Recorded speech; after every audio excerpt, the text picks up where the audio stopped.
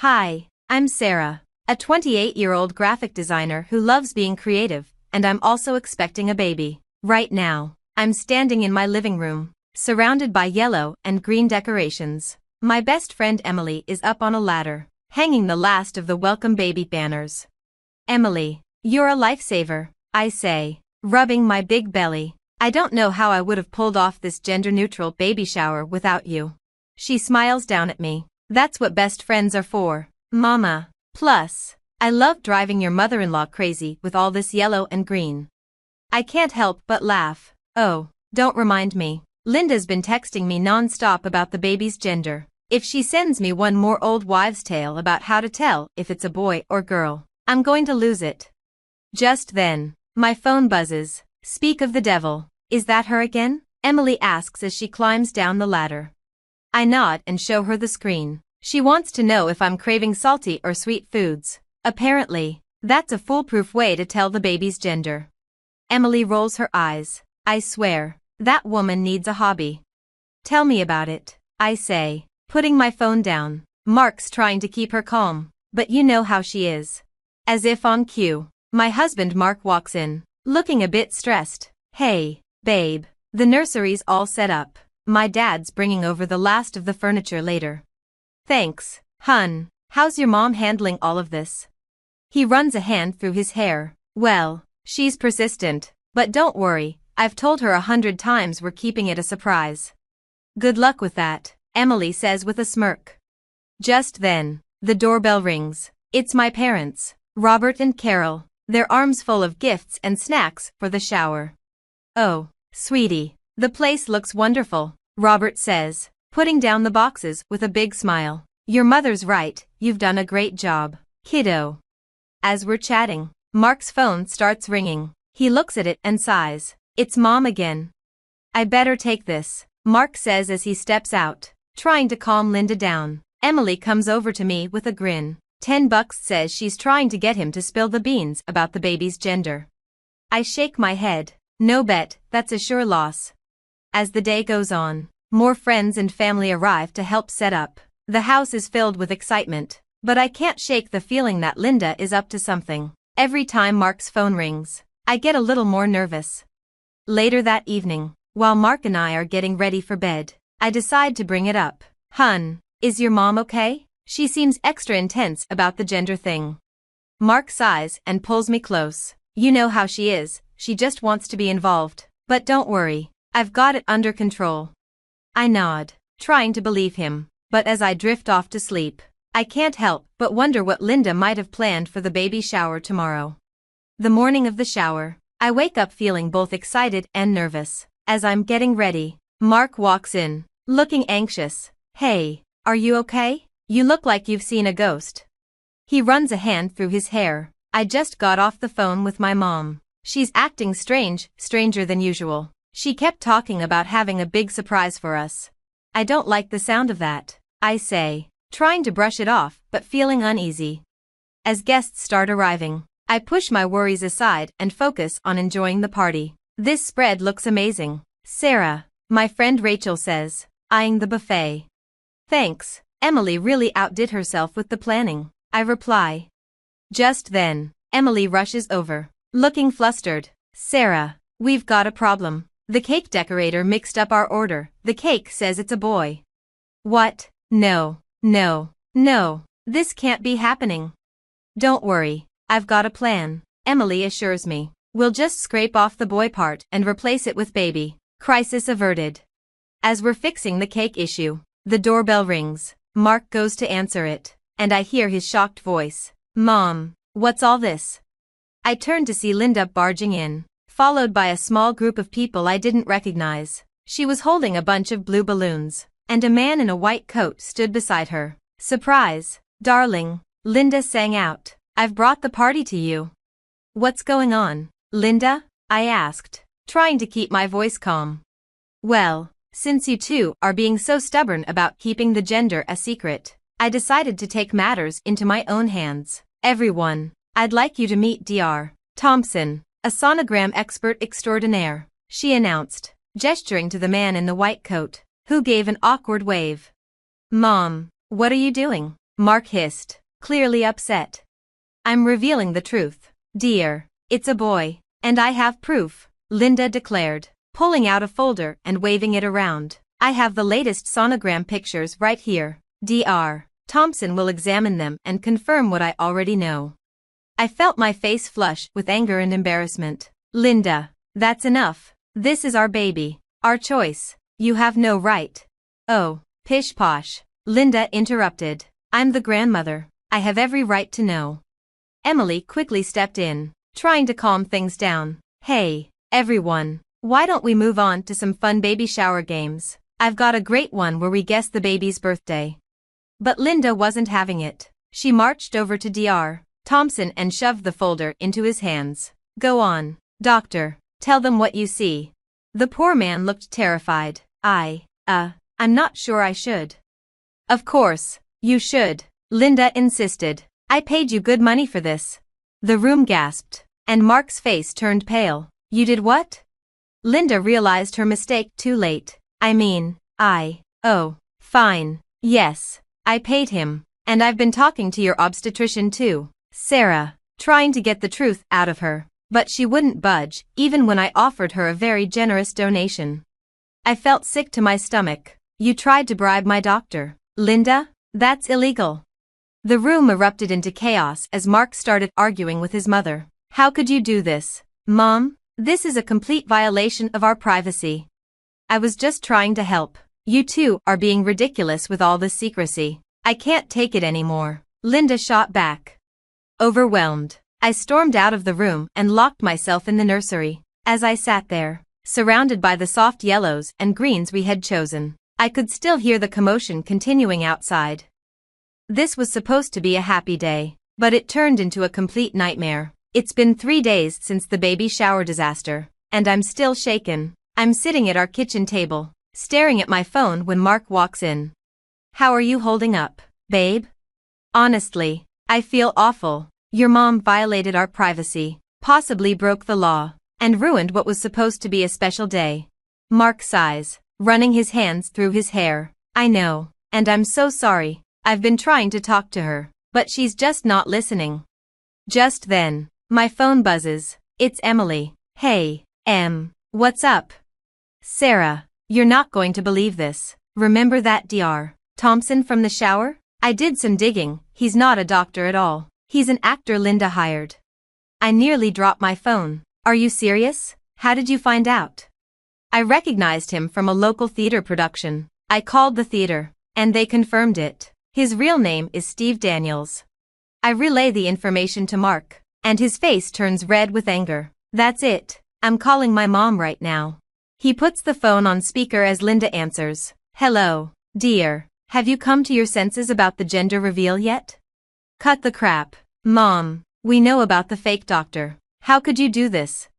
There's a pause before Linda responds, her voice defiant. I did what I had to do. You two were being ridiculous with all this secrecy. I can't hold back anymore. Linda, you had no right. You violated our privacy and potentially broke the law. Oh, please. I'm the grandmother. I have every right to know about my grandchild.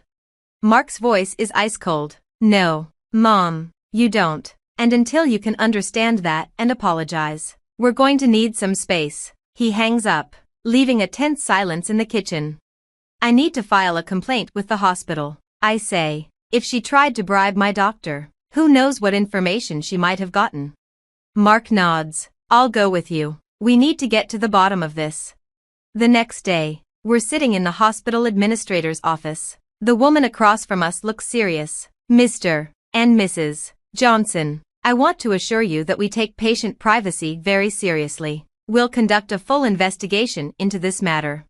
As we're leaving, Mark's phone rings. It's his dad. George, son, we need to talk. Can you and Sarah come over? When we arrive at Mark's childhood home, George looks tired and upset. I'm so sorry, both of you. I have something I need to show you. He leads us to his study and pulls out a box filled with papers. Your mother. This isn't the first time she's done something like this. I've been keeping track over the years. She's always had trouble respecting boundaries, especially when it comes to family. Mark looked stunned. Dad, Why didn't you ever say anything? George sighed. I thought I could manage her behavior, but after what happened at the shower, I realize I've been enabling her. It's time for this to stop. He handed us the box, and inside, we found letters, emails, and even legal documents detailing Linda's past manipulative behavior. There was an incident at your cousin Jenny's wedding, George explained. Linda tried to change the venue without telling anyone because she didn't like the original choice. And when your brother Tom was applying to colleges, she submitted applications in his name to schools he didn't want to attend. I felt a mix of vindication and sadness. George, thank you for showing us this. It helps to know we're not alone in dealing with her behavior. Mark put his arm around me, his voice determined. We're going to get through this, Sarah, together. And we're going to make sure our baby is protected from this kind of manipulation.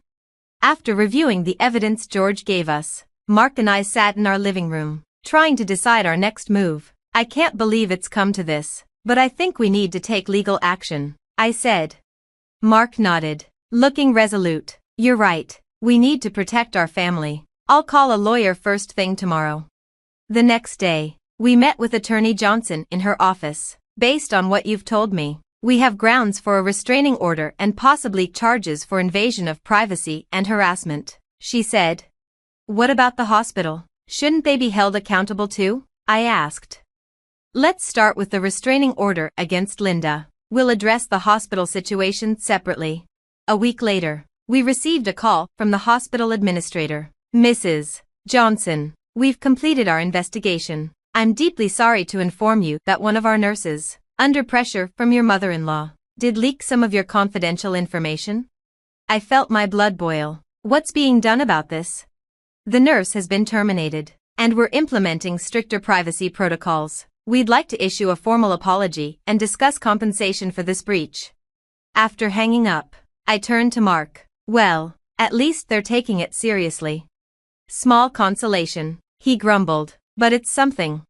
Weeks passed, and finally, we found ourselves in the courtroom. Linda sat at the defendant's table, looking defiant. The judge entered, and the proceedings began. Our lawyer presented the evidence, the fake sonogram expert, the attempted bribery, the leaked medical information, and George's documentation of past incidents. Linda's lawyer tried to paint her actions as those of an overzealous grandmother, but the judge wasn't buying it. Mrs. Linda Johnson, this court finds you guilty of harassment and invasion of privacy. You are hereby fined $10,000 and ordered to attend mandatory therapy sessions to address your controlling behavior, the judge declared. I squeezed Mark's hand as the judge continued. Furthermore, a restraining order is granted. You are to have no contact with Sarah and Mark Johnson unless they initiate it. As we left the courthouse, Mark turned to me, his eyes filled with remorse. Sarah, I'm so sorry. I should have stood up to her years ago. I promise, from now on, our family comes first, always. We're in this together. Mark, we'll get through it, I reassured him. Months passed, and the big day finally arrived. In the delivery room, with Mark by my side, our beautiful baby boy came into the world. As I held our son for the first time, I couldn't help but smile. He's perfect, Sarah, absolutely perfect, Mark whispered. George, holding his grandson, beamed with pride. He's got your eyes, Sarah, and Mark's nose, Emily added with a laugh. Surrounded by our friends and family, I looked at Mark and our son, feeling a deep sense of peace and strength. We had been through so much, but we emerged stronger, ready to protect our little family from any toxic influences. Now that our story has come to an end, I have a question for you. If you were in my shoes, would you ever consider forgiving Linda and allowing her back into your child's life? Or do you believe that some actions are truly unforgivable when it comes to protecting your family? Share your thoughts in the comments below. Your experiences and opinions matter and might help others facing similar situations. If you enjoyed this story and want to hear more like it, don't forget to hit that like button and subscribe to the channel. Your support means the world to us and helps us continue sharing these real-life dramas. I smiled and raised my glass as they toasted my demotion. 15 years of my life, reduced to a wooden plaque that read, Founder's Daughter. The crystal champagne flute trembled slightly in my grip as I watched my younger brother Mark beam from his seat at the head of the table, my seat by rights. My name is Brianna, and I turned my father's failing hardware store into a $10 million enterprise. But apparently, that wasn't enough to earn the CEO position I'd spent my entire adult life working toward. To Mark Hansen, our new Chief Executive Officer, my father's voice boomed across our family dining room where we gathered for our traditional Christmas dinner, and to Brianna for supporting the family business all these years. Supporting, always supporting, never leading. The other executives and board members, all men naturally, clinked their glasses and murmured their approval. My mother caught my eye from across the table, her smile strained. She knew, she always knew, and she never said a word. "Speech!" someone called out, and Mark stood up, straightening his designer tie that probably cost more than our first store's monthly rent. "Well, wow," he chuckled, running a hand through his perfectly styled hair. "This is unexpected." I nearly choked on my champagne. Unexpected. He'd spent the last 5 years floating between Buddhist retreats and startup ventures that went nowhere, while I worked 14-hour days expanding our market share. But Dad's right. It's time for fresh blood, a man's touch at the helm. Mark grinned. "No offense, sis." "None taken," I replied, my voice steady despite the inferno raging in my chest. "You'll do great things, I'm sure." Carlos, our operations manager, shot me a concerned look. He knew better than anyone what I'd sacrificed for this company, the missed dates, the canceled vacations, the endless nights poring over expansion strategies. "Brianna," my father called out, "come up here and give your brother a proper welcome." I rose smoothly, my black cocktail dress catching the light from the chandelier I'd helped pick out when we renovated the family home. Walking to the front of the room felt like crossing a battlefield in heels. "Mark," I said, turning to face the crowd, "I remember when you were 10 and you used to play store in the warehouse." Gentle laughter rippled through the room. "You'd stack empty boxes and pretend to be Dad." Mark's smile flickered. He remembered what came next. "You knocked over an entire shelf of premium power tools.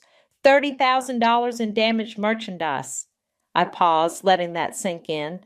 "I covered for you. Told Dad it was my fault for not securing the shelving properly." "Ancient history," Mark said quickly, but I wasn't finished. "That's what family does, right? We support each other." I raised my glass again. "To the new CEO. May you handle the real inventory better than the empty boxes." Scattered chuckles. More uncomfortable this time. My father's face had darkened, but he couldn't say anything without making a scene.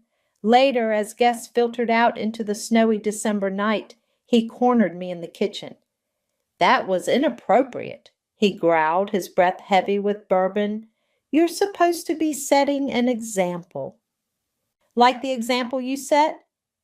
I loaded plates into the dishwasher with precise movements. "Giving the company to someone who couldn't tell a Phillips head from a flathead 6 months ago?" "Mark has vision, leadership quality. He'll learn the details." I slammed the dishwasher shut. "I doubled our revenue last quarter. I opened 3 new locations. You did your job," he cut me off. "But this company needs someone who can take it to the next level, someone who can command respect." "Because I'm what? Too soft? Too emotional?"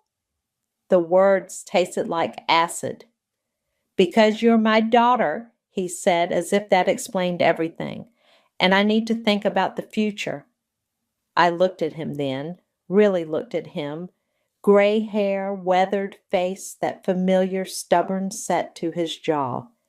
For the first time I saw him clearly, not as my father, but as an obstacle. "You're right," I said quietly. "We should all think about the future." He seemed surprised by my sudden calm, but satisfied. He patted my shoulder awkwardly before shuffling off to join the remaining guests. I stood alone in the kitchen, fingering the cheap plaque they'd given me, Founder's Daughter, as if that was all I'd ever been, all I'd ever be. They thought this was my end, my final chapter in the story of Hanson Hardware.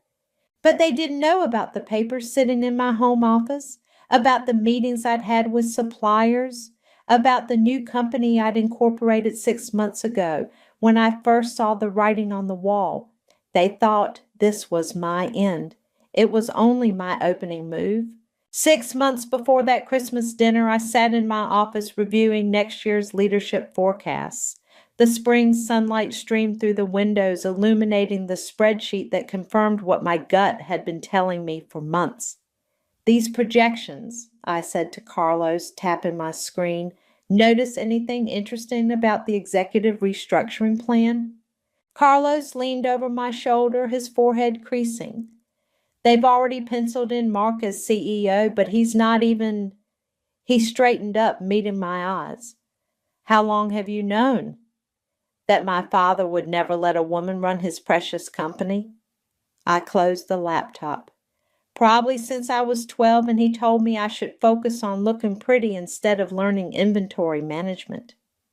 "What are you going to do?" I pulled a folder from my desk drawer and handed it to him. "I incorporated a new company last week, Nexora Systems." Carlos flipped through the papers, his eyebrows rising. "Smart home technology distribution? This is—" "The future," I finished. "The same future I pitched to the board 3 months ago, the one my father called too risky and ahead of its time.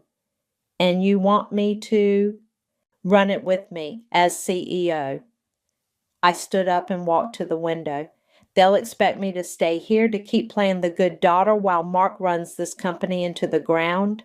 But we both know Hanson Hardware needs to evolve or die." Carlos was quiet for a long moment. "Your father trusts me.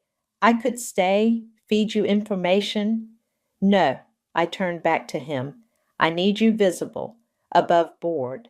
They'll never suspect you're working with me if you're openly running a competing company." A knock at the door interrupted us. Samantha, our corporate attorney, strode in without waiting for a response. "The contracts are ready," she announced, dropping a thick stack of papers on my desk. "Exclusive distribution rights for the entire U.S. market. Once you sign these, no one, including Hanson Hardware, can sell these products without going through Nexora." "You're sure it's airtight?" I asked. Samantha's perfectly manicured nails drummed against the papers. "They won't find a single loophole. I made sure of it." "What about your position here?" Carlos asked her. "Already lined up my replacement. Some fresh-faced kid from Harvard who won't know what hit him when everything goes down." I picked up a pen, its weight suddenly significant. "Once I sign these, there's no going back." "There's no going back anyway," Carlos said softly. "You know that." I did know. I'd known it since finding that email thread between my father and the board members, discussing Mark's natural leadership qualities while dismissing my years of proven success as good support work. The pen moved across the paper in swift, angry strokes. "It's done," I said, pushing the contracts toward Samantha. "Make it official." Later that afternoon, I sat in yet another board meeting, watching my father praise Mark's latest initiative, a poorly researched expansion plan that would have bankrupted us within a year. "Brianna," my father's voice cut through my thoughts, "you've been quiet. What do you think of your brother's proposal?" I smiled, the same smile I'd perfected over years of being patted on the head and told to know my place. "It's very ambitious, but have we considered the supply chain implications?" "Always with the details," Mark laughed. "Sometimes you have to think bigger, sis. Take risks." "Speaking of risks," I replied smoothly, "have you secured the smart home tech lines for this expansion? Those products account for 40% of your projected revenue." Mark's confidence wavered. "Well, we have existing relationships with—" "Actually," I cut in, I heard those distribution rights were just acquired by a new player in the market. Nexora Systems, I believe. The room grew quiet. My father's eyes narrowed. I'm sure we can negotiate, he said firmly. I gathered my papers, standing to leave. I'm sure someone will try. Now, if you'll excuse me, I have a meeting with our Asian suppliers. As I walked out, I heard Mark ask, "Who runs this Nexora company anyway?" I paused at the door. "I'm sure you'll find out soon enough." Back in my office, I emailed Samantha one final instruction: no distribution exceptions, even to Hanson Hardware. My phone buzzed with a text from my mother. "Having dinner with your father and Mark tonight? They're discussing the future. Please join us." I typed back, "Can't. Working late. Someone has to mind the details." Setting my phone aside, I pulled up the incorporation papers for Nexora Systems. The familiar anger rose in my chest as I remembered all the times I'd been told to wait my turn, to be patient, to support the men in charge. Well, I was done waiting, done supporting, done being the good daughter who smiled and nodded while they built their boys' club on the foundation of my work. They wanted me to know my place. I was about to show them exactly where that was. Back in the present, 2 weeks after that Christmas dinner, I watched through Nexora's office windows as Mark's face plastered every business news channel. He called a press conference to announce Hanson Hardware's bold new direction. "Turn it up," I told Samantha, who grabbed the remote. "Excited to announce our exclusive partnership with cutting-edge smart home technology providers," Mark was saying, his smile too wide, too confident. "Hanson Hardware will be the only destination for these revolutionary products." "Does he know?" Carlos asked, entering my office with coffee. "That he's announcing a partnership that doesn't exist?" I took a sip from the cup he offered. "No, but he's about to find out." My phone buzzed. Veronica, Mark's new executive assistant, had texted. "Emergency board meeting called for 3 p.m. He's freaking out." I'd met Veronica for coffee last week after noticing how Mark relegated her to fetching his dry cleaning despite her MBA and 5 years of industry experience. She'd been surprisingly direct. "He makes me organize his dating app matches," she'd told me, stirring her latte. "Yesterday he asked me to alphabetize his protein powder collection. Sounds frustrating for someone with your qualifications?" "Frustrating doesn't begin to cover it." She leaned forward. "I saw your name on some old strategy documents. The company's growth trajectory. It was all you, wasn't it?" I'd simply smiled and slid her my business card. "If you ever want to work somewhere that values talent over testosterone." Now, watching Mark sweat through his designer suit on TV, I knew Veronica had been worth every penny of the signing bonus I'd promised her. My phone rang. It was Jalen, Hanson's strategic buyer. "Please tell me you can explain why our suppliers are saying we don't have distribution rights for the smart tech line," he said without preamble. "Have you tried calling Nexora Systems? Their CEO's office keeps redirecting me to legal." He paused. "Brianna, what's going on?" "Ask Mark. He's the one who announced an exclusive partnership without securing the contract first." After hanging up, I turned to Carlos. "How long until they figure it out?" "The press release is already being picked apart online. Trading's been suspended twice." My father called next. I let it go to voicemail. "Brianna," his message growled, "whatever game you're playing, stop it now. Your brother needs your support in this transition. Call me back immediately." I deleted the message and checked my watch. 2:05 p.m. "Shall we head over?" Carlos asked. "Let's give them a few minutes to stew." At 3:30, we walked into Hanson Hardware's boardroom. The tension was thick enough to cut with a knife. Mark jumped up when he saw us. "Where have you been? We've got a crisis." "Sit down, Mark," my father snapped. He turned to me.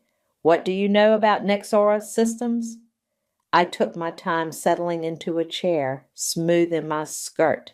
I know they hold exclusive distribution rights for the smart home product line you just promised to every major retailer in the country. That's impossible, Mark sputtered. We have relationships with these suppliers going back years. Relationships aren't contracts, I replied. Maybe you should have checked that before making promises to the press. My father's face reddened. You're behind this somehow. You've always been jealous of your brothers. Success? I cut in. What success would that be? The failed startups? The meditation retreats? Or maybe you mean his successful strategy of being born male? How dare you? No, how dare you? I stood up, planting both hands on the table. I built this company into what it is today. I created these supplier relationships. I developed these expansion strategies. And you handed it all to someone who couldn't tell a profit margin from a profit motive. Mark's face had gone pale. We can fix this. We'll offer them whatever they want. They don't want anything from you, Carlos said quietly, because they already have an exclusive contract with us. The room went silent as understanding dawned on their faces. Us? My father whispered. I smiled, the same smile I'd given them at Christmas. Carlos is CEO of Nexora Systems. I paused for effect. And I own controlling interests. You can't do this to us, Mark said, his voice cracking. We're family. Family? I picked up my briefcase. I stopped being family the moment you took credit for my life's work. Now I'm just another competitor. I headed for the door, then turned back. Oh, and Mark, you might want to prepare a statement walking back that press conference. Lying to shareholders is generally frowned upon. As Carlos and I walked out, I heard my father shouting for someone to get their lawyers on the phone, but we all knew it was too late. The game had changed, and I was done playing by their rules.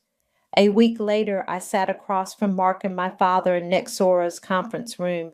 The table between us might as well have been an ocean. Samantha sat to my right, a stack of contracts before her.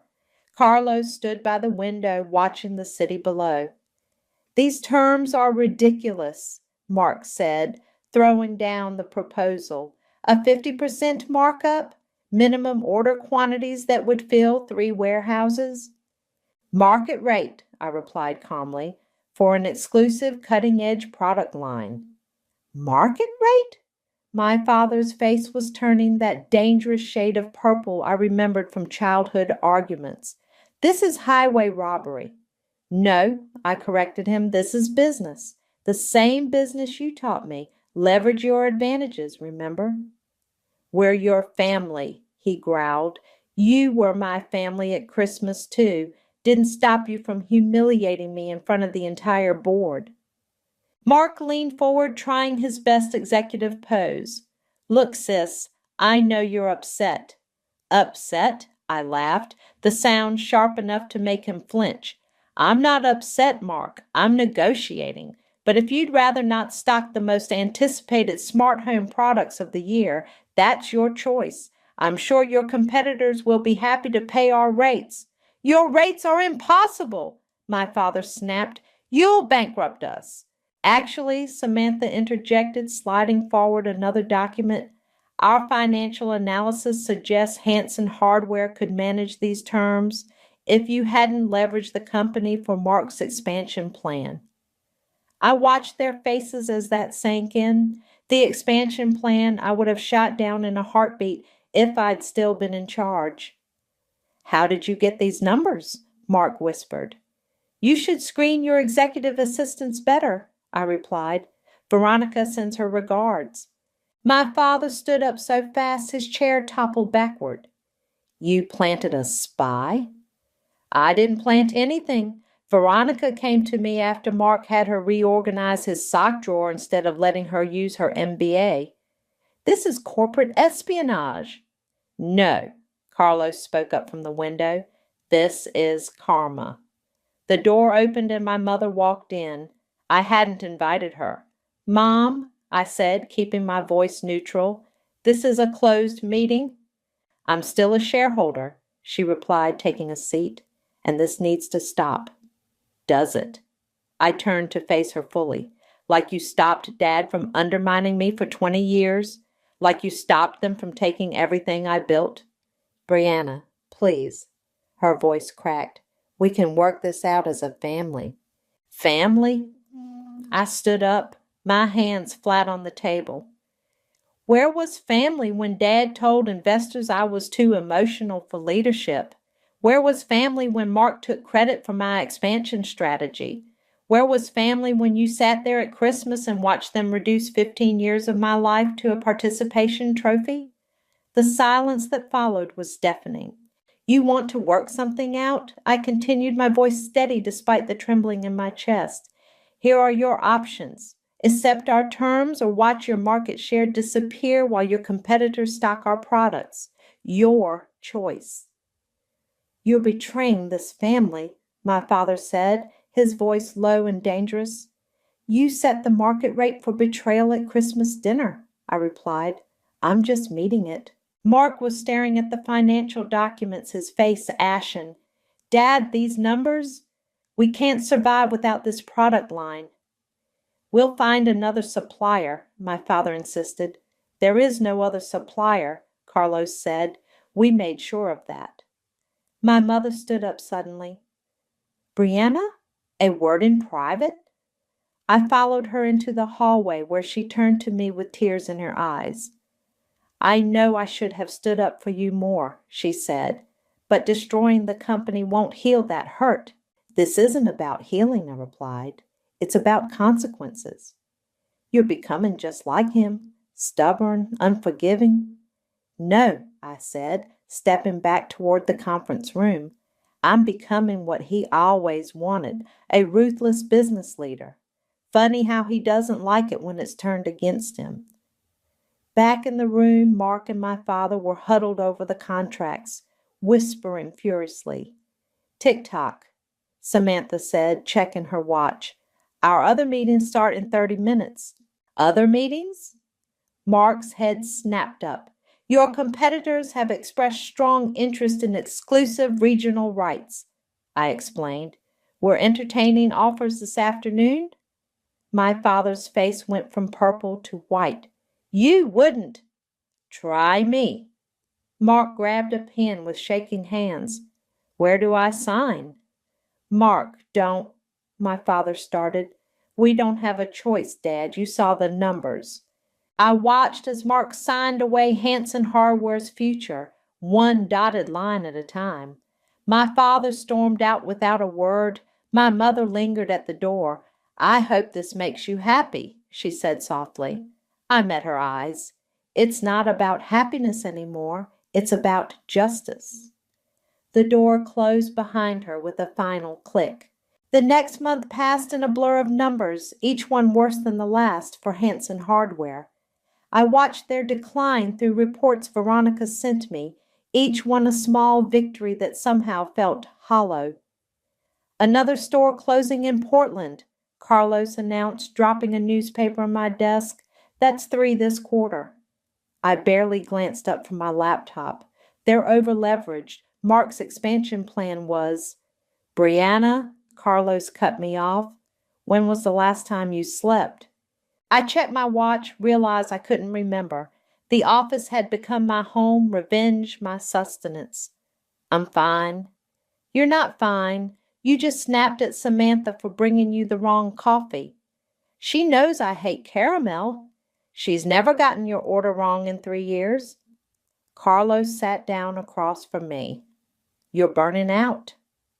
Before I could argue, my phone buzzed. A text from my mother. "Found something you should see. Come into your office." "Great," I muttered. "Another guilt trip." But when my mother arrived 30 minutes later, she wasn't carrying photos of family holidays or childhood memories. She had an envelope, yellowed with age. "I found this while cleaning your father's study," she said, placing it on my desk. "It's from 15 years ago." I opened the envelope. Inside was a letter from my father to an investor, dated just after I'd started working at the company. My hands shook as I read, "While my daughter shows promise in operations, there's no room for softness at the top. My son Mark will eventually take the reins. Brianna's role will be to prepare the way for him." "He planned this," I whispered, "from the very beginning." "There's more," my mother said quietly. The next page detailed how my father had manipulated projects to ensure Mark got credit for my work, how he'd steered investors away from my initiatives, how he'd systematically undermined my authority while building Mark's image. "Why are you showing me this?" I asked her. "Because I'm tired of secrets." She met my eyes. "And because you deserve to know the truth." "And what am I supposed to do with the truth?" "Whatever you need to."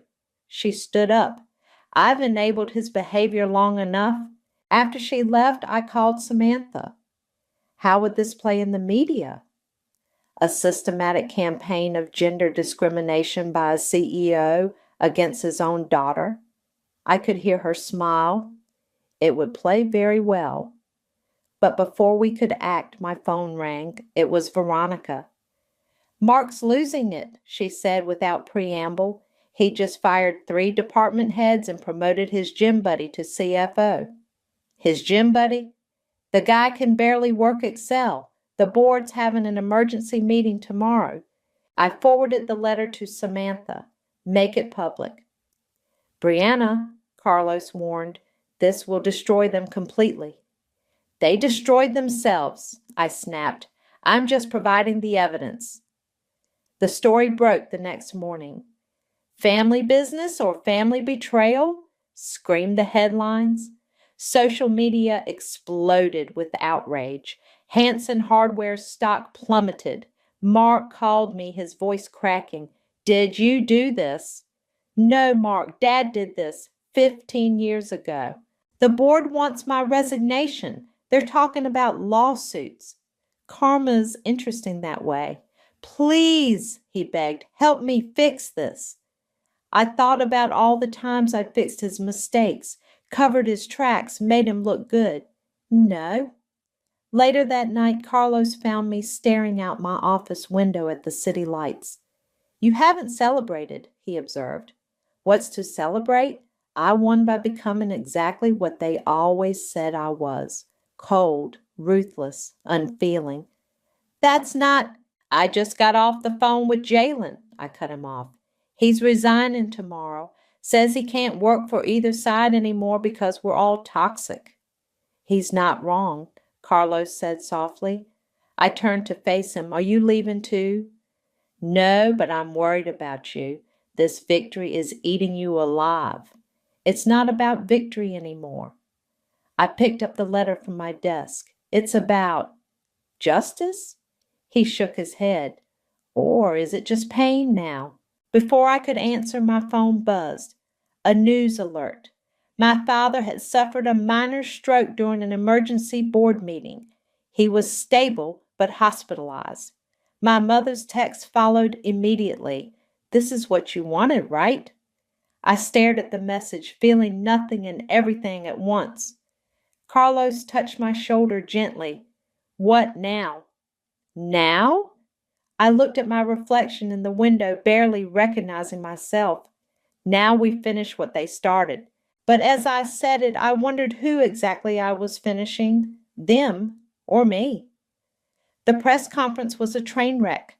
I watched it live from my office, unable to look away as Mark tried to set the record straight about our father's letter.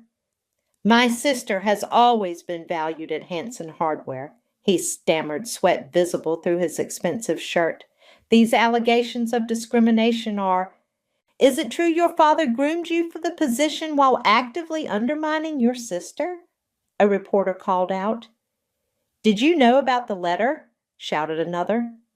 Mark's eyes darted around like a cornered animal. That's not. The important thing is our commitment to our customers. Is it true your recent expansion plan has left the company on the brink of bankruptcy?" The live stream cut off abruptly. My phone immediately lit up with a text from Veronica. He just vomited in a potted plant and ran off stage. I should have felt triumphant. Instead, I just felt tired. Samantha burst into my office without knocking. We have a problem. Someone accessed our servers last night. What? I sat up straight. How? Internal access point. They were looking at our distribution contracts and launch calendar. Veronica? She's not responding to calls. I grabbed my coat. Where was her last known location? The coffee shop near Hanson Hardware's main office. She was supposed to meet me there an hour ago with some documents. I found Veronica sitting alone in the back of the coffee shop, staring into an untouched latte. Planning to sell our data to the highest bidder?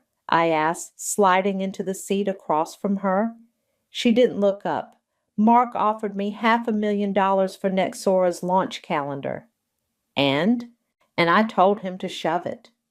Now she met my eyes. But I kept the data. Why? Insurance. I wanted to see what kind of monster you were becoming. The word hit me like a slap. Monster? Look at yourself, Brianna. When is the last time you did anything except plot revenge? You're not sleeping, barely eating. You've pushed away everyone who cares about you. They deserved what? To lose everything? To watch their life's work crumble? She leaned forward. Your father had a stroke. Is that enough punishment? You don't understand.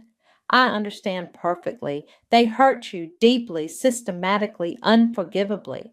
But you're letting that hurt turn you into something worse than they ever were. My phone buzzed. A news alert. Hanson Hardware stock had been suspended from trading again. They're finished anyway, Veronica continued. The board is forcing a sale. Your revenge is complete. So what's left of you? I thought about Carlos's worried looks, Samantha's careful distance, the way my mother couldn't meet my eyes anymore. I didn't access your servers to steal data, Veronica said quietly. I did it to show you what you've become, someone who trusts no one, who sees betrayal around every corner, who's just like him, I finished. She nodded slowly. The question is that who you want to be? My phone rang. It was Mark. The buyers want to meet, he said without greeting. Some private equity firm. They're offering pennies on the dollar. And I need your help. One last time. Not for me, but for the employees. 3,000 people are about to lose their jobs because of our family drama. I thought about all the people who'd worked for us over the years, the families that depended on those paychecks. Send me the details, I said finally. After hanging up, I looked at Veronica. You kept the data as leverage, but not against us, against yourself. What do you mean? You needed to prove you could have betrayed us but chose not to, because that's what real loyalty looks like. I stood up, something I've forgotten lately. Back at my office, Carlos was waiting with more news. The private equity firm, he said. They're going to strip the company for parts, sell off the real estate, liquidate inventory, fire everyone. I stared out the window at the city skyline. Somewhere out there, 3,000 families were about to get very bad news. Unless, Carlos added, unless what? Unless someone else buys them first, someone who knows the business inside and out, someone who could actually turn it around. I turned to face him. You can't be serious. Why not? You won the war, Brianna. Maybe it's time to stop burning bridges and start building something new. My phone buzzed again. A text from my mother. Your father's asking for you. I looked at the message for a long moment, then at Carlos. Get Samantha, I said finally. We need to draft a proposal. For what? A hostile takeover, but this time we're going to do it right. Because maybe Veronica was right. Maybe the real question wasn't what I could destroy, but what I could build from the ashes. The hospital room was quiet except for the steady beep of monitors.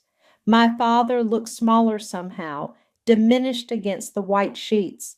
He turned his head as I entered, his eyes clearing with recognition. "Come to finish what you started?"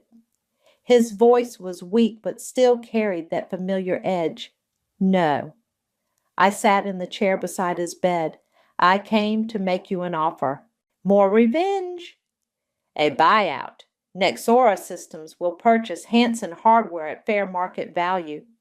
He tried to sit up, wincing. "So you can destroy everything I built?" "So I can save it." I placed the proposal on his bedside table.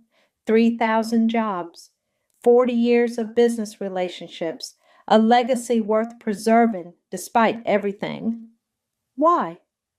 "Because I'm tired of burning things down." I met his gaze. "Aren't you?"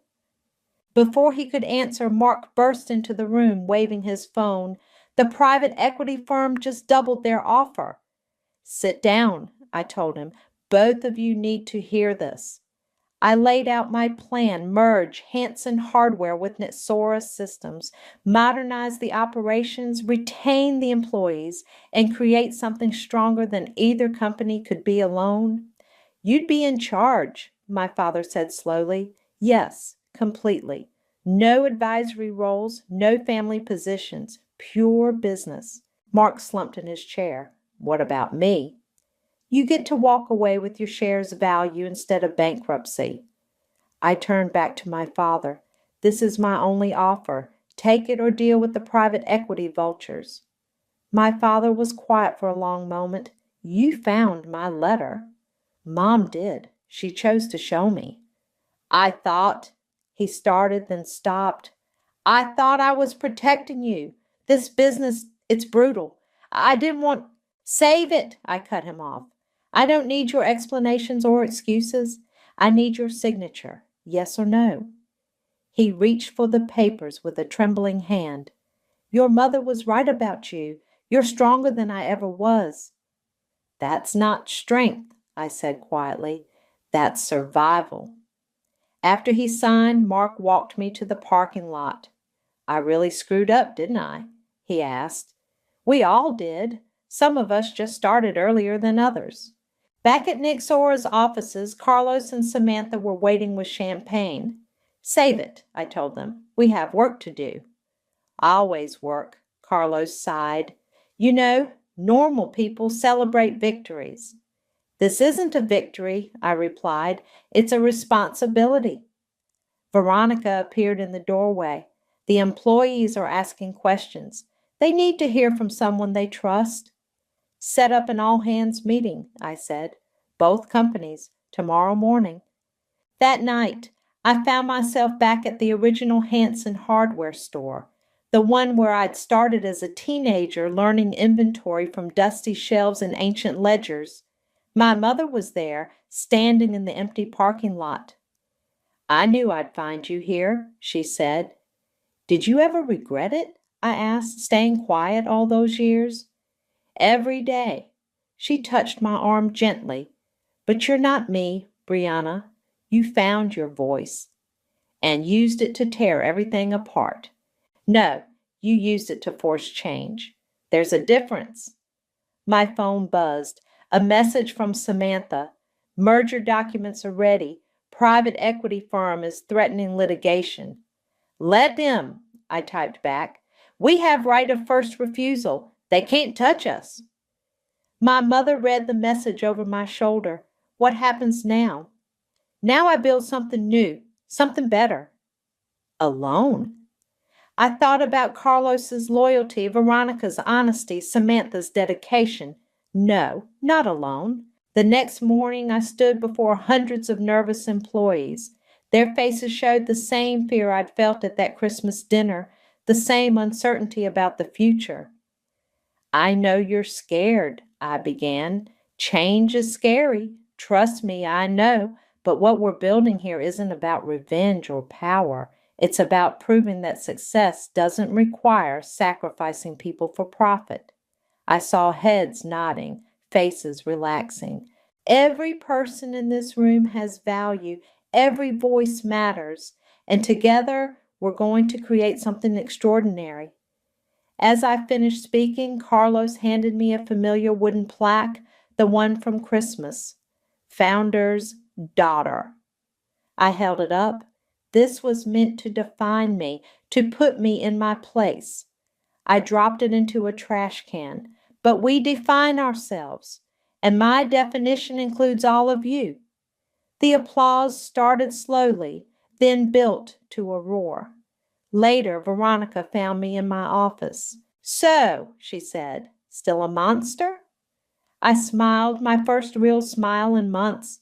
"No, something much more dangerous." "What's that?" "A leader who remembers what it's like to be powerless. Because sometimes the best revenge isn't destruction, it's creation." The stage lights felt hot as I adjusted my microphone. The TEDx audience stretched before me, hundreds of faces waiting for wisdom about the price of vision. They wanted inspiration. I gave them truth instead. "Everyone loves a revenge story," I began.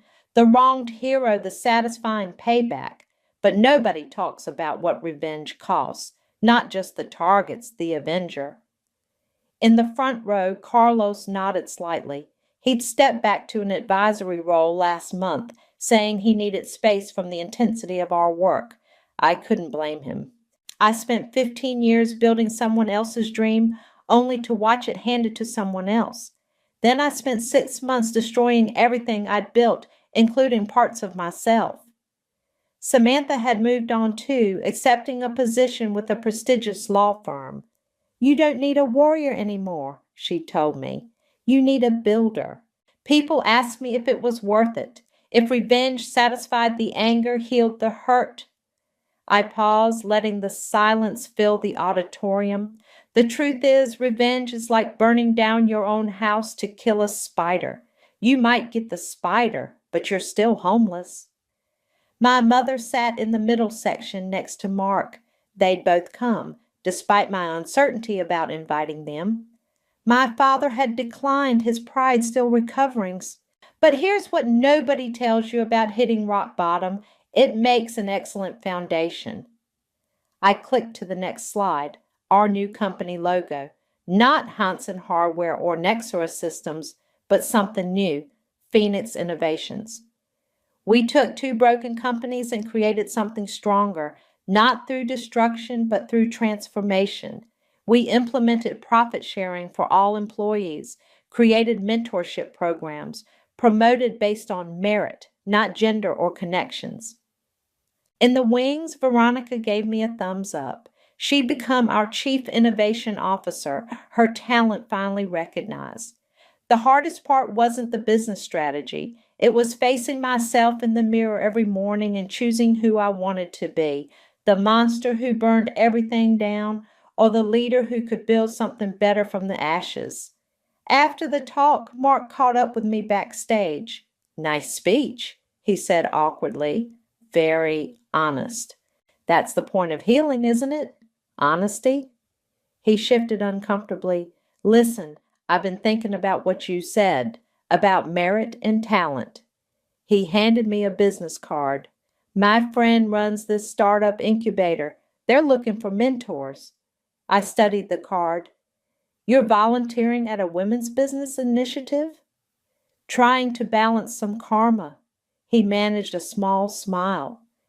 "Besides, someone needs to warn them about entitled brothers." Later that evening, I visited the old Hansen Hardware flagship store. The windows were dark, the shelves empty. Our new company had moved to modern facilities across town. I picked the lock, some skills never fade, and walked through the musty aisles. In the back office, buried under debris, I found the ledger I'd first managed at 19. The pages were filled with my careful handwriting, tracking every nail and bolt. My phone buzzed. A text from my father. "Watched your talk online. You're right. I'm sorry." I stared at those 2 words for a long time. They weren't enough, but they were something. I typed back, "I know." Walking through the empty store one last time, I remembered all the dreams I'd had here, the plans I'd made, the ladders I'd climbed, the ceilings I'd hit. I pulled out my phone again and called Veronica. "Remember that mentorship program we discussed?" I asked. "Let's double the budget and add a specific track for family business succession." "Planning to prevent more stories like yours?" "Planning to create better ones." I stepped outside into the cool night air. Across the street, a young woman was locking up her small boutique. She saw me and waved, one of our mentorship participants. My phone buzzed again, a message from Carlos. "Missing your crazy intensity. Dinner tomorrow." I smiled and replied, "Only if you're ready to hear about my next big idea." "There's always a next big idea with you," he texted back. "That's why we followed you." Standing there in the darkness, I realized something important. Revenge hadn't made me whole. Building something new hadn't either. What had healed me was simpler and harder than that. I'd learned to trust again, to create instead of destroy, to lead without fear or fury. I looked up at the stars, remembering that Christmas dinner that felt like a lifetime ago, the plaque that read "Founder's Daughter," the fury that had driven me to burn it all down. I didn't burn bridges anymore. I paved new ones, and yes, I still dreamed of fire sometimes. But now it was the kind that forged steel, not the kind that left ashes. That was the real price of vision and its reward. The email glowed on my screen like a burning ember, its subject line searing into my consciousness. Collins Enterprise faces bankruptcy. My fingers trembled as I clicked to open it, a decade of buried memories threatening to surface. My name is Daisy, and 12 years ago my father destroyed my life with 4 words. Get out of my house. I took a deep breath and reached for my coffee, trying to steady my nerves as I scanned the confidential report. Spreadsheets, financial projections, and internal memos painted a clear picture. My father's empire was crumbling. "Daisy?" Eliza's voice cut through my thoughts as she appeared in my office doorway. "The board meeting starts in 10 minutes. "Look at this," I said, turning my laptop toward her. Eliza's heels clicked against the hardwood floor as she circled my desk, her eyes widening as she read. "Is this verified?" 3 separate sources. I closed the laptop. "He's losing everything." "Are you okay?" Eliza's hand squeezed my shoulder. She was one of the few people who knew my whole story, who'd been there when I'd shown up at her apartment that rainy night, mascara streaking down my face. "I'm fine," I lied, standing up and smoothing my skirt. "It's just business." But it wasn't just business. It never had been. The memory hit me like a physical blow, standing in my father's study, watching his face contort with rage as he waved the photos in my face, photos of my mother with another man. "You knew," he'd roared. "You knew about the affair and you said nothing." "Dad, I swear I didn't. Don't lie to me." His fist had slammed against his mahogany desk. "Your mother confessed everything. You helped her hide it. My own daughter." "That's not true," I'd pleaded, but he wouldn't listen. He never listened. My phone buzzed, jolting me back to the present. A text from Lionel. "Did you see the news? Otto's stock is in freefall." "We should head to the meeting," Eliza said softly. I nodded, gathering my things. As we walked toward the conference room, employees nodded respectfully. None of them knew that their CEO had once been thrown out onto the street with nothing but a backpack and a few $100s. "The board's nervous about the merger," Eliza murmured as we approached the glass doors. "Phoebe's been stirring up concerns about risk exposure." "Let her," I said, pushing open the door. "I've dealt with worse than Phoebe MacDonald."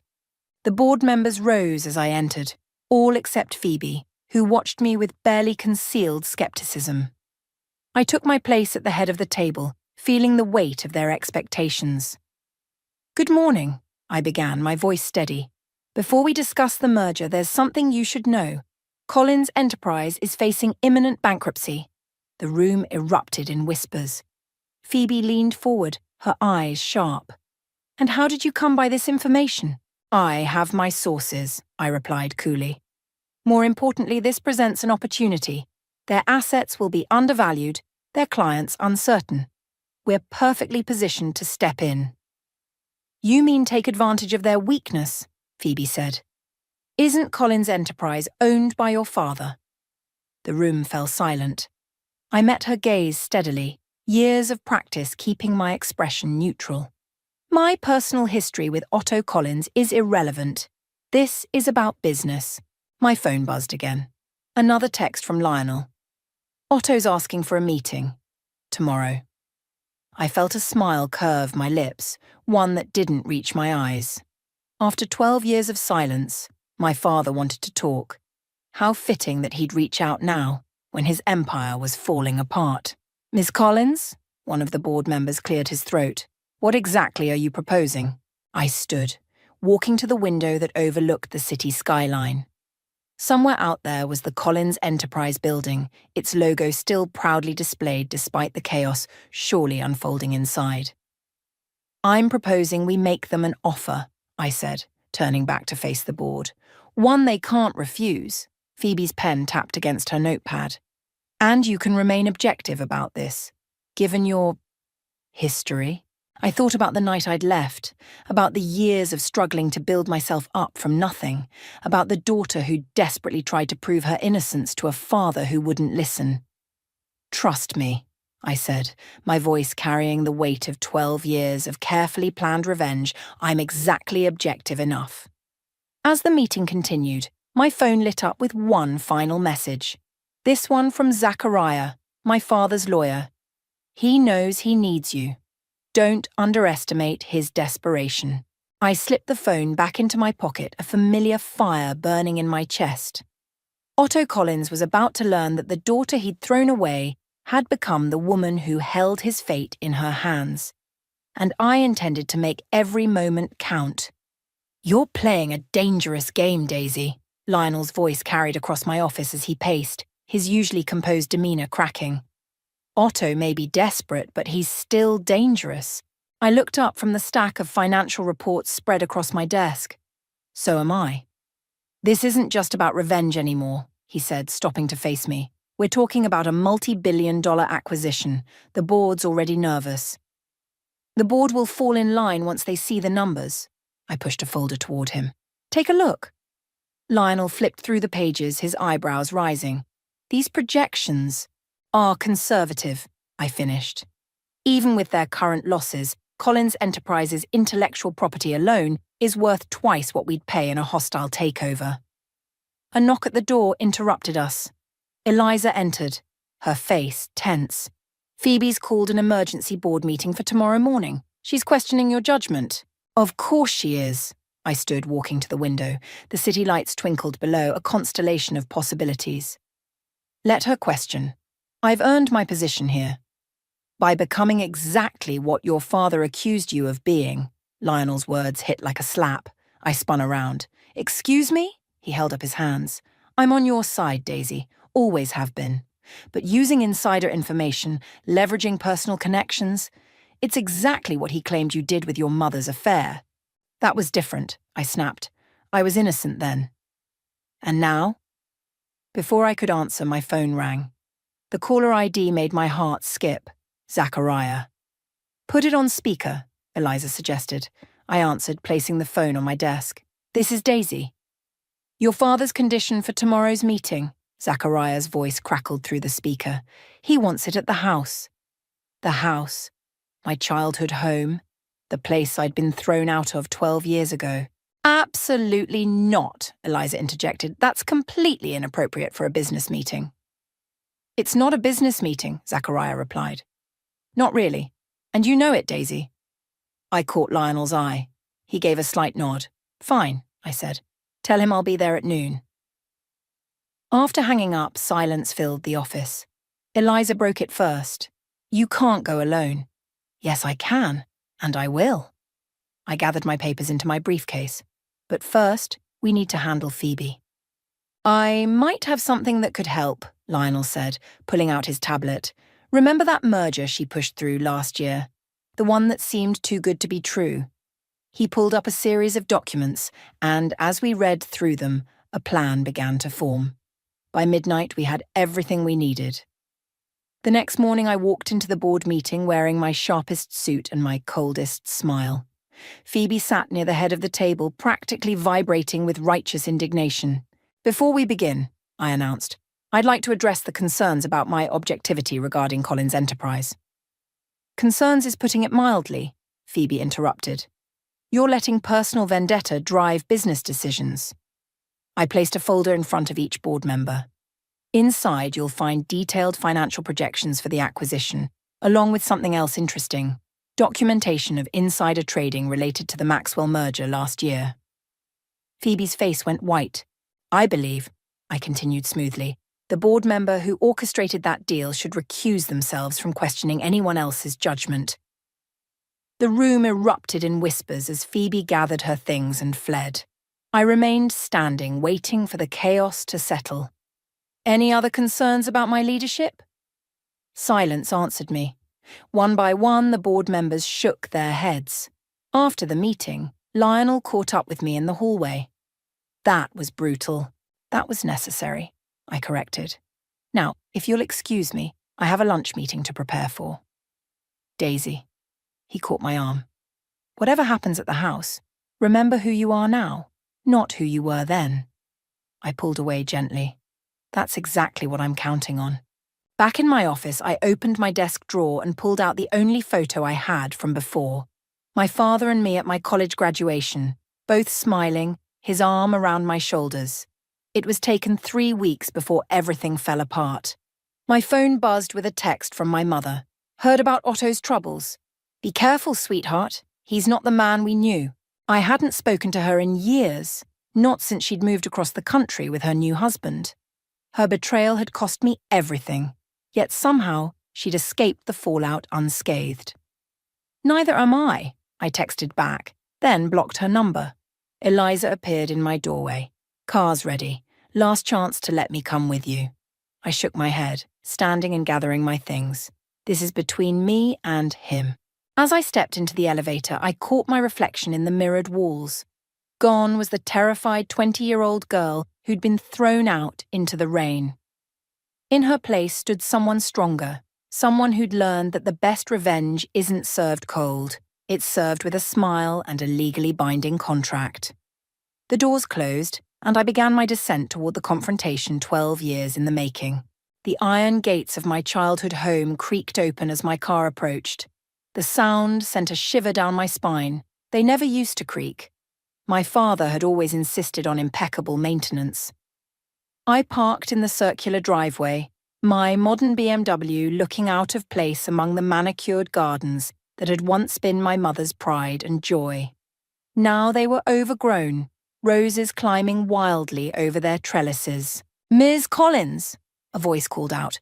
Martha, our old housekeeper, hurried down the front steps. Her hair had gone completely grey, but her eyes were just as kind as I remembered. "Martha," my voice cracked as she pulled me into a tight hug. "I didn't know you still worked here." "Someone has to look after him," she whispered, pulling back to study my face. "You look just like your mother." I flinched. "Is he inside?" "In the study. Where else?"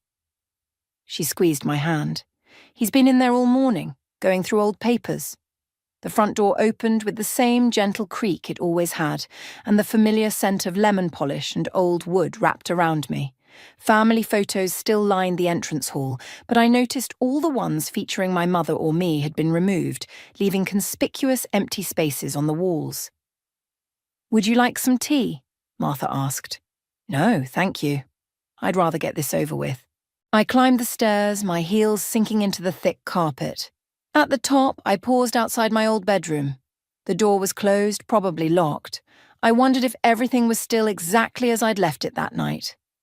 "It's exactly the same," Martha said softly behind me. "He never let anyone touch it."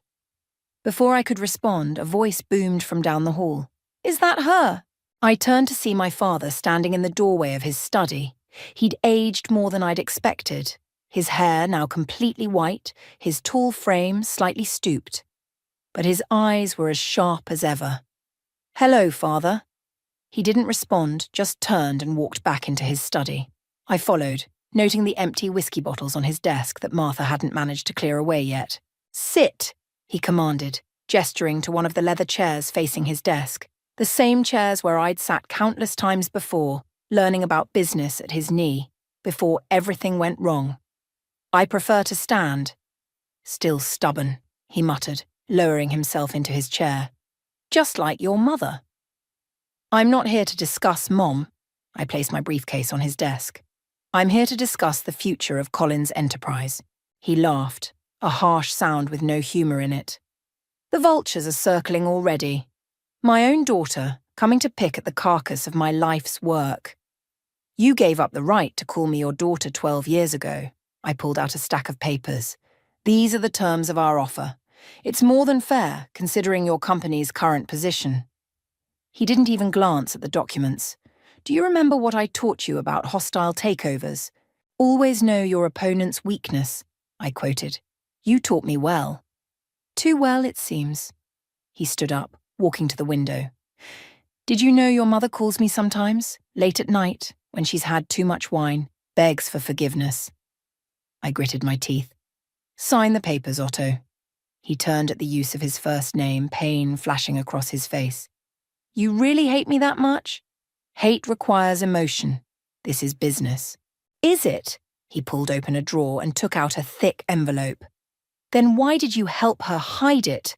All those secret meetings, the mysterious phone calls. You were my daughter, my heir. Why did you betray me? I never betrayed you. The words burst out before I could stop them. I knew nothing about her affair. Nothing. Then explain this. He tossed the envelope onto the desk. Photos spilled out. Surveillance photos of me meeting with my mother at various cafes and restaurants in the months before everything fell apart. Those meetings. I picked up one of the photos, remembering. She was planning your birthday party, a surprise party. That's all it was, he scoffed, a convenient excuse. It's the truth. I pulled my phone out and scrolled through old emails, finding one from 12 years ago. Look, the receipt for the vintage car she bought you. The one you'd wanted since college. That's what all those meetings were about. His hands trembled as he took my phone, reading the email. But she said, she lied. I snatched the phone back. She needed a scapegoat, and I was convenient. And you were so ready to believe the worst of me. The grandfather clock in the corner chimed noon, its deep tones filling the heavy silence between us. The offer expires at 5 p.m. today, I said, straightening my jacket. Your board has already provisionally approved it. It's the only way to save what's left of the company. I turned to leave, but his voice stopped me at the door. The car, he said quietly. I never even drove it. Had it towed away the day after. After you left. I didn't turn around. 5 p.m., Otto. Don't make me do this the hard way. As I walked back down the stairs, Martha was waiting with tears in her eyes. You grew up strong, little one. I had to, I replied, pushing past her into the bright afternoon sun, leaving the ghosts of my past behind in that dusty old house. But as I drove away, I couldn't shake the image of those empty spaces on the walls, waiting to be filled again. He's here. Eliza's voice crackled through my office intercom at exactly 4:30 p.m. And he's not alone. I straightened in my chair, smoothing my skirt. Who's with him? Zachariah. And they're carrying a large briefcase. Send them in. The door opened and my father walked in, looking even more haggard than he had at the house. Zachariah followed, clutching a worn leather briefcase that I recognized from my childhood, the one my father had always said contained his most important documents. Cutting it close, I said, gesturing to the chairs across from my desk. You have 30 minutes until the deadline. We're not here to sign your takeover agreement, Zachariah said, placing the briefcase on my desk with surprising gentleness. Then you're wasting my time. I reached for my phone. I'll have security escort you out. Daisy, my father's voice cracked. Please, just look inside.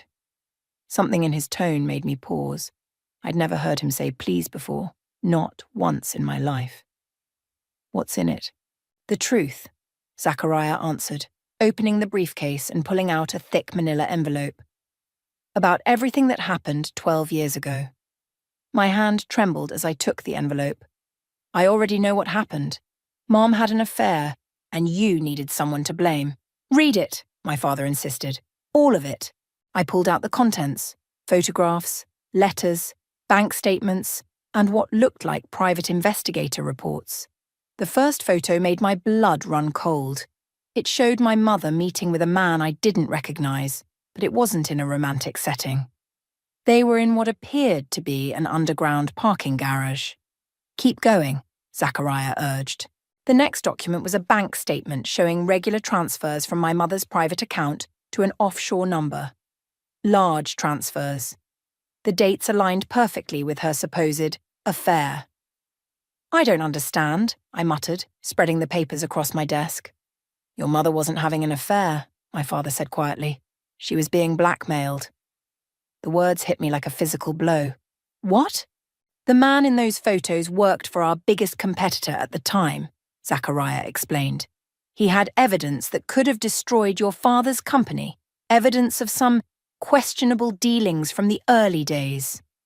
My father stood up, pacing the office. Your mother discovered it first. Instead of coming to me, she tried to handle it herself. Protect me. Protect the company. But you said... I shuffled through more photos, seeing my mother looking increasingly distressed in each one. I found out about the meetings, the money transfers, jumped to conclusions. He stopped at the window, staring out at the city skyline. When I confronted her, she let me believe the affair story, said it would be better that way. Better than what? Better than the truth coming out. Zachariah pulled out another document. This would have sent your father to prison. Your mother knew that. So she sacrificed herself, I whispered. But why did you blame me? My father turned back, his eyes red. Because she convinced me you were helping her hide the affair. Said you were covering for her because you were angry at me for never being home, always working. It made sense at the time. You two were always so close, and you believed her. The words tasted bitter in my mouth. Without even asking me. I was a fool. He sank back into the chair. By the time I discovered the truth, you were gone. Your mother had moved away, and I was too proud to admit I'd been wrong. The office fell silent except for the ticking of the wall clock, 4:45 p.m. Why now? I asked finally. Why tell me this after all these years? Because, Zachariah said, your mother is back in town. And she's demanding control of her shares in Colin's enterprise. Shares she's not entitled to, my father added. Not after what she did, but with the company vulnerable. She could force a sale to our competitors, I finished, understanding dawning. The same ones who blackmailed her.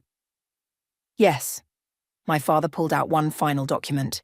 This is a different proposal, not a hostile takeover, but a merger. Equal partnership. I stared at the paper, my carefully planned revenge crumbling around me. And what about the truth? Do we just bury it again? No. He reached into his pocket and pulled out a USB drive. Everything's here. What your mother did, what I did to you. Release it however you want. I deserve whatever comes. The clock struck 4:50 p.m. In 10 minutes, I could destroy him completely. Take everything he'd built. It was what I'd planned for 12 years. Instead, I found myself asking, does Mom know you're here? No, Zachariah answered. She's meeting with the board tomorrow morning. I picked up the merger proposal, scanning its terms. Give me your phone. My father handed it over without question. I punched in a number I'd memorized years ago but never used. Who are you calling? He asked. Martha, I replied, my voice steady. Tell her to get my old room ready. We're going to need somewhere to work late tonight if we're going to stop Mom's plan. For the first time in 12 years, I saw my father smile. A real smile, tinged with hope and regret in equal measure. The clock ticked toward 5 as we began to plan. The study looked different in the middle of the night. Shadows danced across the walls as I pored over years of financial records, my laptop casting a blue glow across the antique desk. Found something, I called out, and both my father and Zachariah hurried over. Look at these transactions. Every quarter like clockwork. Shell companies, my father muttered, leaning closer. All leading back to Global Pacific Holdings, Zachariah finished. Your mother's new husband's company. I sat back, rubbing my tired eyes. She planned this from the beginning. The blackmail, the fake affair, everything. It was all about getting access to Colin's enterprise. A gentle knock interrupted us. Martha entered with a fresh pot of coffee and sandwiches. You need to eat, she insisted, setting the tray down. Been at this for hours. Martha, I said suddenly, do you remember that night? When I left? She paused, her hand trembling slightly as she poured coffee. Of course, dear. Horrible night. Your mother was so calm about it all. Too calm, now that I think about it. What do you mean? Well, Martha glanced at my father apologetically. Most women who've been caught in an affair show some emotion, guilt, shame, something. But your mother, she was almost relieved. Because it worked, my father said quietly. Her plan worked perfectly. I opened another file on my laptop. Not perfectly. She didn't count on me building my own company, or on you keeping her shares locked up in trust. Speaking of which, Zachariah pulled out his phone. My contact at the SEC just confirmed it. Your mother's new husband has been quietly buying up Colin's enterprise stock through various fronts. They're just shy of a controlling interest. If tomorrow's board meeting goes their way... I didn't need to finish the sentence. My father slammed his fist on the desk. 12 years. She spent 12 years setting this up. And used me as the perfect distraction, I added bitterly. While you were busy disowning me, she was laying the groundwork. Martha touched my shoulder gently. There's something else you should know. The night you left, after you'd gone, I overheard your mother on the phone. We all turned to look at her. She was speaking to someone about phase 1 being complete. Said something about the girl being out of the way. Martha's eyes filled with tears. I should have said something sooner. It wouldn't have mattered, my father said. I was too blind to see anything then. I stood up, pacing the room. The board meeting's in 6 hours. We need proof, something concrete to show them. Wait! Zachariah started rifling through the old briefcase. There was something... Here! He pulled out a yellowed envelope. Your mother's original blackmail evidence against the company. The stuff she claimed would send you to prison. My father took the envelope with shaking hands. I never actually saw what she had, just took her word for it. I watched as he opened it, spreading the contents across the desk. His expression changed from fear to confusion to anger. These are forgeries, he said finally. Amateur ones at that. Any half-decent forensic accountant would have spotted it immediately. She played you, I whispered. There was never any real evidence. But why go through such an elaborate scheme? Martha asked. Why not just... Because of me, I realized. I was next in line to run the company. She needed me gone, needed you broken, so when the time came, the company would be vulnerable, my father finished. And she'd swoop in with her new husband's resources to save it. Zachariah was already on his phone. I can have a forensic team here in an hour to authenticate these forgeries. If we can prove she knowingly used false documents for blackmail... No, I said, an idea forming. We need to let her play her hand. What do you mean? I pulled up my email and started typing. We're going to give her exactly what she wants. A chance to tell her story to the board. My father read over my shoulder as I wrote. You're inviting her to present first. That's risky. Trust me, I said, then caught myself remembering the last 12 years. I do, he said quietly. Trust you. Now, I hit send and turned to face them all. Martha, we'll need breakfast for 15 in the main dining room at 8 a.m. Zachariah, get those documents to your forensic team, but tell them to wait for my signal. Father, I paused. How good are your acting skills? What did you have in mind? I smiled, thinking of all the business lessons he'd taught me over the years. Remember what you always said about the element of surprise? He nodded slowly, a glimmer of the old Otto Collins returning to his eyes. The best trap is the one your enemy walks into willingly. Exactly. I checked my watch. Now, let's get ready. We have a performance to prepare for. As Martha hurried off to make arrangements, I caught my reflection in the window. For the first time in 12 years, I saw my father's daughter looking back at me. But this time, instead of running from that legacy, I was going to use it to save everything he'd built and make my mother regret the day she'd tried to destroy us both. The morning sun streamed through the dining room windows as board members filed in, their faces a mix of confusion and curiosity. My father sat at the head of the table, playing his part perfectly, shoulders slumped, tie slightly askew, the very picture of a defeated man. "Is this really appropriate?" Phoebe whispered as she passed me. "Having a board meeting in your father's house?" "Just wait," I murmured back, checking my phone. A text from Eliza. "Your mother just pulled up. Black Mercedes, 2 men with her." Right on schedule. The dining room doors opened and there she was. Penelope Collins, looking exactly as I remembered. Elegant, poised, and completely lethal. Her new husband, Richard, followed close behind, along with their lawyer. "Well," my mother said, her voice carrying across the suddenly silent room. "This is certainly nostalgic, Penelope," my father acknowledged weakly, not meeting her eyes. "Perfect performance." "Otto."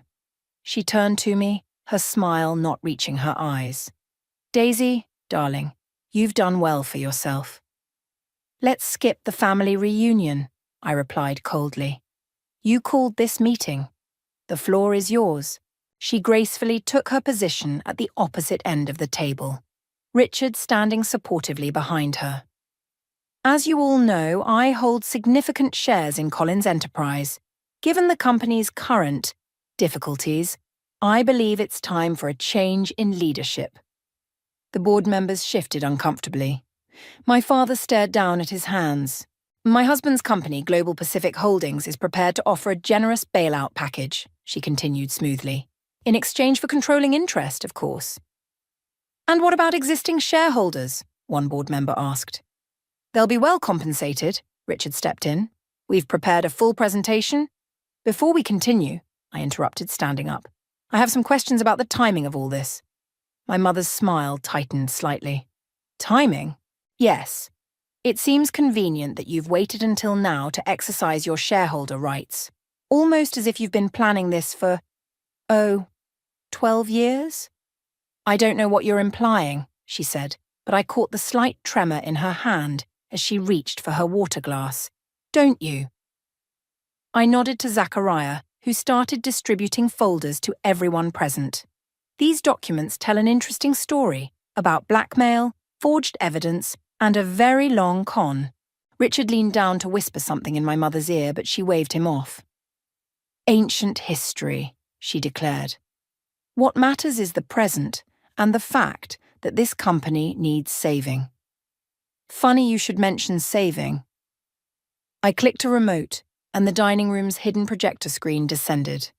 Because I have some recent history to share as well. Security camera footage began playing, showing my mother and Richard in various meetings over the past year, with competitors, with short sellers, with people who had no business meeting a woman who claimed to be a disconnected shareholder. "You've been deliberately undermining the company," I stated flatly, "creating the very crisis you're now offering to solve." "That's ridiculous," Richard snapped. "These meetings were about orchestrating a hostile takeover," I finished. "Or about completing the plan that started 12 years ago with a fake affair and a forged set of documents." My mother's composure finally cracked. "You can't prove any of this." "Actually," my father spoke up, his voice stronger now, "we can. The SEC has been very interested in the trading patterns around our recent stock decline, particularly the short positions taken by certain shell companies registered in the Cayman Islands." The board members were openly staring now, documents spread before them, watching the drama unfold. "You're bluffing," my mother said, but uncertainty had crept into her voice. I pulled out one final envelope. "This is a copy of a recorded conversation between you and your blackmail target from 12 years ago. The original is already with the FBI. Would you like me to play it for everyone?" She stood so quickly her chair toppled backward. This is absurd. Richard, we're leaving. Mrs. Collins, one of the board members called out. If you leave now, we'll have no choice but to vote to freeze your shares pending investigation. She froze, hand on the doorknob. For the first time, I saw real fear in her eyes. There's another option, I said quietly. Sign over your shares to the company trust. Walk away clean, no charges, no investigation. You wouldn't dare pursue charges, she hissed. It would destroy the company's reputation. Try me. I met her gaze steadily. I learned from the best after all. Isn't that what you wanted? To teach me about power and control? The room held its breath as my mother looked from me to my father, to the board members, and finally to Richard, who was already edging towards the door. The papers, she said finally, her voice hollow. Where do I sign? As Zachariah produced the documents, I caught my father's eye across the table. He gave me the smallest nod, pride and regret mingling in his expression. The mighty Penelope Collins signed away her shares with trembling hands, then fled the room without another word, leaving Richard to hurry after her like a forgotten afterthought. Well, Phoebe broke the silence, I believe we still have a merger to discuss. I smiled, sitting back down. Yes, we do. And I think you'll find our new proposal much more interesting than a hostile takeover. The morning sun continued to stream through the windows as we began to rebuild what my mother had tried so hard to destroy. The merger documents are ready, Zachariah announced, placing a thick stack of papers on my father's desk. The study felt different now, warmer somehow, as afternoon light filtered through the freshly cleaned windows. Before we sign, my father said, there's something I need to show you. He walked to the far wall and pressed a hidden panel, revealing a small safe I'd never known existed. What are you doing? I asked, watching as he spun the combination. Something I should have done 12 years ago. He pulled out a leather-bound book. This is your grandmother's diary. She made me promise to give it to you when you took over the company. But you never did. No. He handed it to me, his hands shaking slightly. Because it contains the truth about how I built this company, the real truth. I opened the diary, scanning the neat handwriting. Dad, your mother wasn't entirely wrong about there being secrets, he continued. Your grandmother, she knew everything, kept records of every deal, every compromise, every line I crossed. Zachariah cleared his throat. Perhaps I should step out. No, my father said firmly. You need to hear this too. We're merging our companies, Daisy. You deserve to know exactly what you're inheriting. I read through the pages, my heart sinking with each revelation. Questionable land deals, environmental corners cut, competitors sabotaged. The empire I'd spent years trying to take over had been built on a foundation of sand. Why show me this now? I asked, closing the diary. Because I don't want to make the same mistake twice. He sat heavily in his chair. Secrets destroyed this family once. I won't let them do it again. A knock at the door interrupted us. Eliza entered, looking concerned. Sorry to interrupt, but there's something you both need to see. She turned on the study's television. A news anchor was mid-sentence. Shocking allegations against Global Pacific Holdings.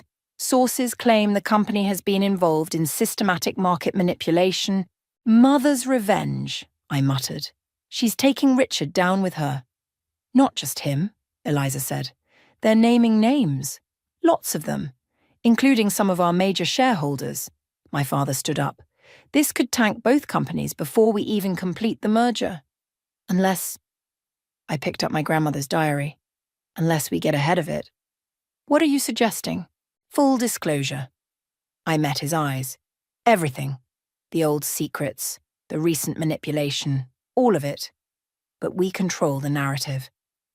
That's corporate suicide, Zachariah protested. No, my father said slowly. It's brilliant. We paint it as a generational transformation. The old guard giving way to new leadership, new values. I nodded.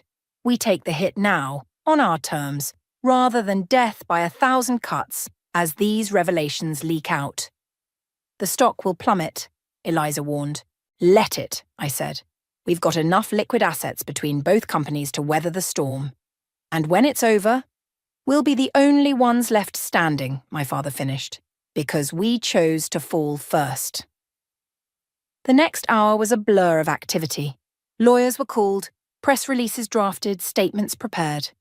Through it all, my father and I worked side by side, finishing each other's sentences like we used to when I was young. There's one more thing, he said as we finished the final draft. The house. I want you to have it. I looked up, surprised. What?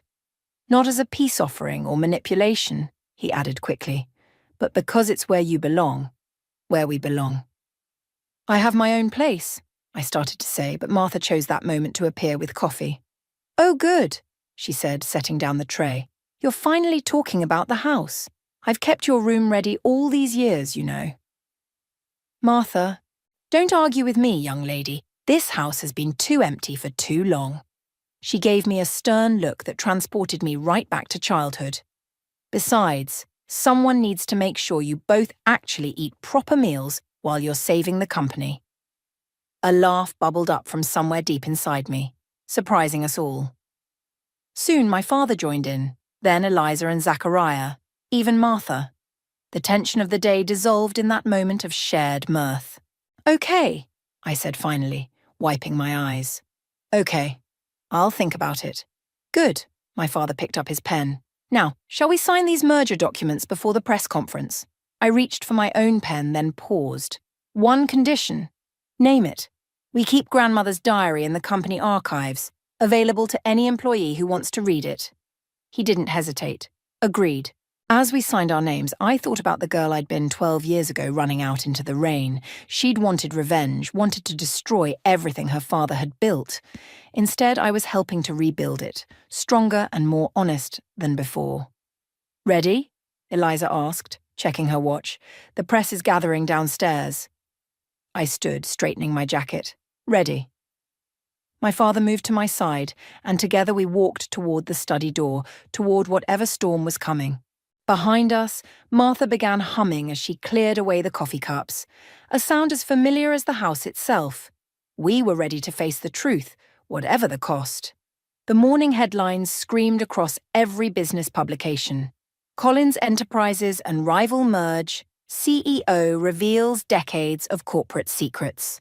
I set my coffee mug on my old bedroom desk, now converted into a home office, and opened my laptop to check the stock prices. Don't, Eliza called from the doorway.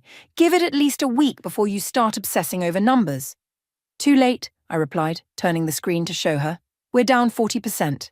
Exactly as predicted. She sat on the edge of my desk. The shareholders who jumped ship are exactly the ones we wanted to lose. My phone buzzed. A message from Lionel. Just got out of the board meeting. Everyone's on board with the transparency initiative, even Phoebe. A knock at the door interrupted my reply. My father stood there, looking more relaxed than I'd seen him in years, despite the chaos swirling around us. The SEC called, he said. They're formally investigating Global Pacific Holdings. Your mother and Richard have apparently left the country. Running won't help them, Eliza noted. Not with the evidence we provided. No, I agreed. It won't. I closed my laptop decisively. But that's not our problem anymore. Martha's voice echoed up the stairs. Breakfast is ready, and the newspaper wants to know if you're available for an interview. We headed downstairs to find the dining room table covered with papers, laptops, and Martha's infamous breakfast spread. Zachariah was already there, typing furiously on his phone. The small shareholders are organising, he reported. They want to know if we'll protect their interests during the stock decline. Show them the stabilisation plan, my father said, reaching for the coffee pot. Full transparency, remember? I grabbed a piece of toast and pulled up our presentation. We should live stream the next shareholders' meeting. Let everyone see how we're handling this. Speaking of handling things, Eliza interjected, have you seen the employee messages? She handed me her tablet. The company forum was flooded with responses to our revelation of the corporate secrets. But instead of the outrage we'd expected, most expressed appreciation for the honesty. They're calling it a new era of corporate responsibility, my father read over my shoulder. Never thought I'd see the day. Well, Martha said, refilling coffee cups, truth has a way of setting things right. A new message popped up on my phone, from my mother's private number. You've destroyed everything we worked for. I hope you're happy. I showed it to my father. He took the phone, typed a quick response, and handed it back. I read what he'd written. No, we're building something better. Goodbye, Penelope. Perfect, I said, hitting send and blocking the number. Zachariah cleared his throat. The press is asking about the family angle. They want to know how you two reconciled. Tell them the truth, my father said, surprising me. Tell them it took losing everything to realize what really mattered. And what's that? I asked softly. He met my eyes across the table. Trust. The kind that has to be earned, not demanded. Martha sniffled quietly in the corner, pretending to be very interested in arranging pastries. The market's about to open, Eliza reminded us. Ready to face whatever comes next? I looked around the table, at Eliza's unwavering support, Zachariah's steady competence, Martha's maternal presence, and my father's newfound humility. This was what winning really looked like. Not destroying an enemy, but building something worth protecting. Actually, I said, standing up, I think we should go to the office. Show everyone we're not hiding. Good idea, my father agreed. But first, he walked to the study and returned with grandmother's diary. This belongs in the lobby display case, where everyone can see it. Along with today's papers, I added. Show them how far we've come. As we gathered our things to leave, Martha caught my arm. You're staying for dinner tonight, yes? Both of you? I glanced at my father, who nodded. Wouldn't miss it, I said. Outside, the morning sun painted the garden in shades of gold. The roses my mother had planted were still there, but now they grew alongside new varieties. Ones Martha had chosen, wild and colourful and free. Ready? My father asked, keys in hand. 1 second. I pulled out my phone and deleted the old photo of my college graduation, the last picture of our fractured family. Instead, I snapped a new one, the house in morning light, the garden blooming, and our shadows stretched across the lawn, standing together. Now I'm ready, I said. As we drove toward the office, toward whatever challenges awaited, I realized something profound. Revenge hadn't healed my wounds. Truth had. And truth, unlike revenge, left room for something new to grow. The company would survive. The family, what was left of it, would heal. And I had finally found what I'd been looking for all along. Not victory over my father, but victory alongside him. Martha was right. Truth does have a way of setting things right. And sometimes it takes losing everything to find what you never knew you needed.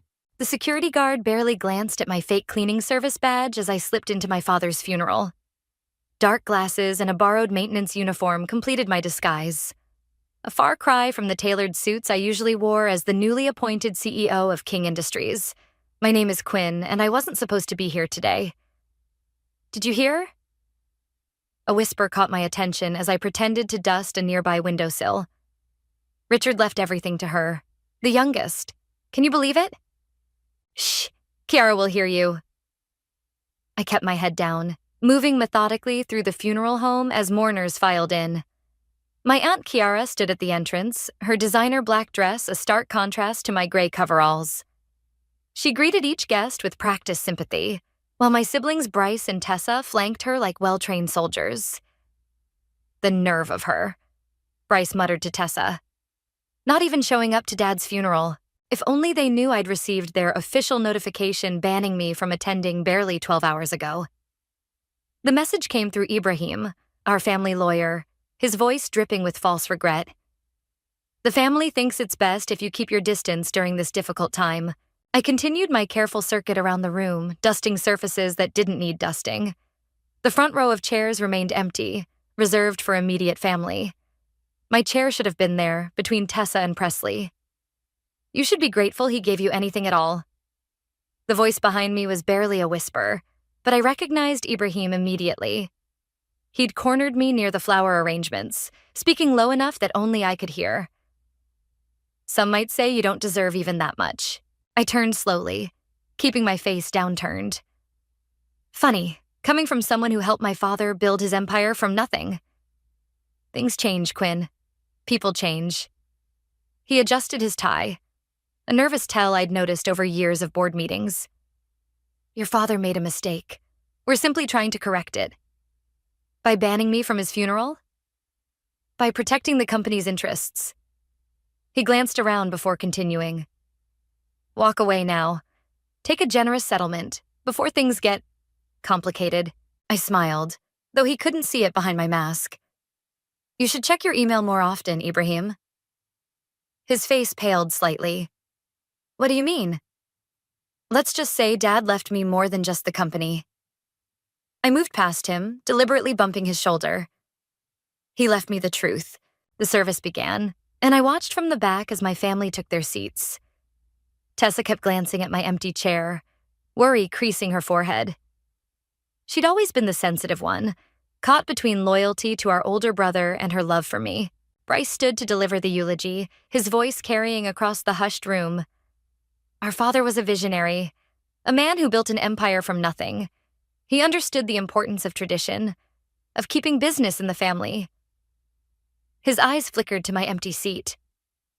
Though some of his final decisions may have been questionable, we will honor his memory by protecting his legacy. I gripped my dusting cloth tighter, knuckles white beneath the thin fabric. If they only knew what I'd discovered in Dad's private files, the offshore accounts, the falsified records, the years of systematic theft orchestrated by the very people now mourning him so convincingly. Benjamin, Dad's oldest friend and board member, caught my eye from his seat near the back. A slight nod confirmed what we'd discussed earlier. Everything was in place. Tomorrow's board meeting would change everything. As the service concluded, Sierra approached the casket one last time. Oh, Richard, she said loudly enough for nearby mourners to hear. I promise we'll take care of everything. The company will stay in the right hands. I waited until the room had nearly emptied before approaching the casket myself. Pulling off my dark glasses, I looked down at my father's peaceful face. Don't worry, Dad, I whispered. I won't let them destroy everything you built. They think they've won, but they don't know about the evidence yet. They don't know what's coming. Miss? The security guard's voice startled me. We're closing up now, I nodded, replacing my glasses. As I turned to leave, I caught sight of Ibrahim watching me from the doorway, his phone pressed to his ear. Let him call whoever he wanted. By this time tomorrow, every secret, every lie, every betrayal would be exposed. The autumn air hit my face as I stepped outside, and I finally allowed myself a small smile. They thought banning me from Dad's funeral would break me. Instead, it had only strengthened my resolve. I had the evidence, I had the truth, and most importantly, I had nothing left to lose. Tomorrow, they would learn exactly why Dad had chosen me to lead his company. Tomorrow, they would understand that their biggest mistake wasn't just betraying him, it was underestimating me. The security code to Dad's private office hadn't changed. 0913. My birthday. My heels clicked against the marble floor as I entered, the familiar scent of leather and sandalwood washing over me. Even at midnight, the city lights streaming through floor-to-ceiling windows illuminated the space perfectly. You shouldn't be here. Benjamin's voice crackled through my earpiece. If anyone catches you, they won't, I interrupted, making my way to Dad's desk. Besides, the board meeting's in 8 hours. We need what's in that safe. I ran my fingers along the bottom drawer's edge, finding the hidden latch just where Dad had shown me years ago. The panel popped open, revealing a keypad and fingerprint scanner. Your father was nothing if not thorough, Benjamin commented. He knew they'd try something like this. I pressed my thumb to the scanner, holding my breath. A soft click and the safe door swung open. Inside, I found exactly what Dad promised would be waiting. A leather-bound ledger and a USB drive. But something else caught my eye. A sealed envelope with my name written in Dad's distinctive scrawl. My phone buzzed. Tessa's name flashed across the screen. Quinn? Her voice trembled. Are you really going through with tomorrow? You know I am.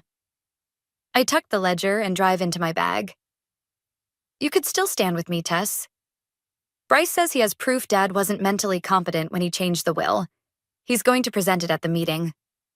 I laughed softly. Let me guess. Ibrahim helped him get it? Quinn, please. She paused. Just take the settlement they're offering. The company isn't worth losing your family over. They stopped being family the moment they banned me from Dad's funeral. I opened the envelope, pulling out a single sheet of paper. I have to go. Wait. I ended the call, focusing on Dad's letter. As I read, my hands began to shake. My dearest Quinn, if you're reading this, they've already moved against you. The ledger contains everything, every transaction, every secret account. But the real proof is in the encrypted files on the drive. The password is Phoenix Rising, your childhood nickname. Be careful who you trust. Even Ibrahim. The office door clicked. I shoved the letter into my bag and ducked behind a filing cabinet just as voices filled the room. Search everything, Shara commanded. That little brat must have found something, or she wouldn't be so confident about tomorrow's meeting. The safe, Bryce's voice. We need to check the safe. I held my breath as footsteps approached the desk. The hidden panel clicked open. It's empty, Bryce growled. She's already been here. Impossible, Ibrahim cut in. The security logs show no entry tonight. I smiled, grateful for Benjamin's help in looping the security footage. Then where is it? Kiara's voice rose. Where's the evidence she keeps threatening us with? Maybe there isn't any, Presley suggested. Maybe she's bluffing. No, Ibrahim said quietly. Richard was too smart. He would have left something. Then find it, Ciara snapped. We've worked too hard, planned too carefully to let that girl ruin everything. Do you know how many years we spent building those offshore accounts? How many strings I had to pull to keep the auditors away? My phone chose that moment to vibrate loudly against the filing cabinet. The room fell silent. What was that? Bryce demanded. I didn't wait. Clutching my bag, I burst from my hiding spot and ran for the door. Bryce lunged for me, but I was faster. My elbow connected with his solar plexus, sending him stumbling backward. Stop her, Kiara screamed. I sprinted down the hallway toward the emergency stairs, their footsteps thundering behind me. Pushing through the stairwell door, I took the steps 2 at a time, my heart pounding in sync with my feet. Quinn, Ibrahim's voice echoed above me. Think about what you're doing. 3 floors down, I crashed through the exit into the parking garage. Benjamin's car idled exactly where we'd planned, engine running. Go. I jumped into the passenger seat as shouts echoed across the garage. Benjamin floored it, tires squealing as we shot toward the exit. In the rearview mirror, I watched Bryce and Ibrahim grow smaller, their figures illuminated by harsh fluorescent lights. Shara's words rang in my ears. We've worked too hard. Did you get everything? Benjamin asked once we were safely away. I patted my bag, feeling the hard edges of the ledger and drive. Everything and more. They were there, Benjamin. I heard them admit to all of it. The offshore accounts, the covered-up audits, everything. Good. He glanced at me. Are you ready for tomorrow? I pulled out my phone, quickly typing out a message to Tessa. You wanted proof our family isn't what it seems? Come to my office at 7 a.m., bring a recorder. I'm ready, I said, watching the city lights blur past. It's time they learned what happens when you underestimate the Phoenix. 7 a.m. sharp, just like I asked. I looked up from Dad's ledger as Tessa slipped into my office, her designer heels silent on the plush carpet. Did you bring the recorder? She pulled a small device from her purse, placing it on my desk with trembling fingers. Quinn, what's going on? Bryce came home last night looking like he'd seen a ghost. Listen. I pressed play on my phone, and Ciara's voice filled the room.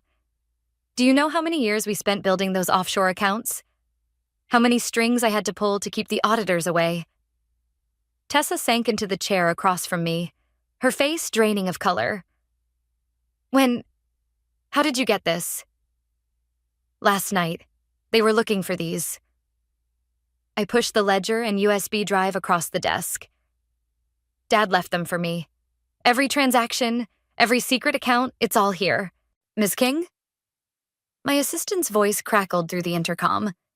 Mr. Ibrahim is here to see you. Perfect timing. I straightened my blazer.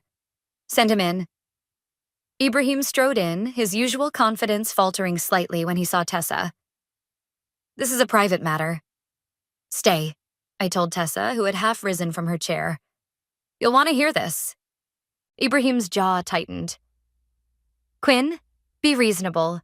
The board meeting is in an hour. Take the settlement offer. $20 million, no questions asked. Walk away from this. Like you walked away from Dad? I opened the ledger. Tell me, Ibrahim, does the board know about the shell company in Grand Cayman? The one you and Ciara used to funnel nearly $40 million over the past 3 years? His face remained impassive, but a bead of sweat traced down his temple. Those are serious accusations. They're not accusations. I turned the ledger around. They're facts. Dad kept meticulous records. He knew what you were doing. All of you. Quinn, Tessa whispered. Is this true? Before Ibrahim could respond, the door burst open. Presley rushed in, his usually perfect hair disheveled. Quinn, stop this. Please. Why? I stood slowly. Because you're involved too? Because Aunt Kiara promised you a piece of the pie if you helped them push me out? You don't understand. Presley ran a hand through his hair. She has dirt on everyone. She's been planning this for years, gathering information, waiting for the right moment. Ibrahim shot him a warning look. Presley, that's enough. No. Presley's voice cracked. I'm done lying. Quinn, Ciara, she's the one who convinced your father to change his medication dosage. She said it would help him sleep, but...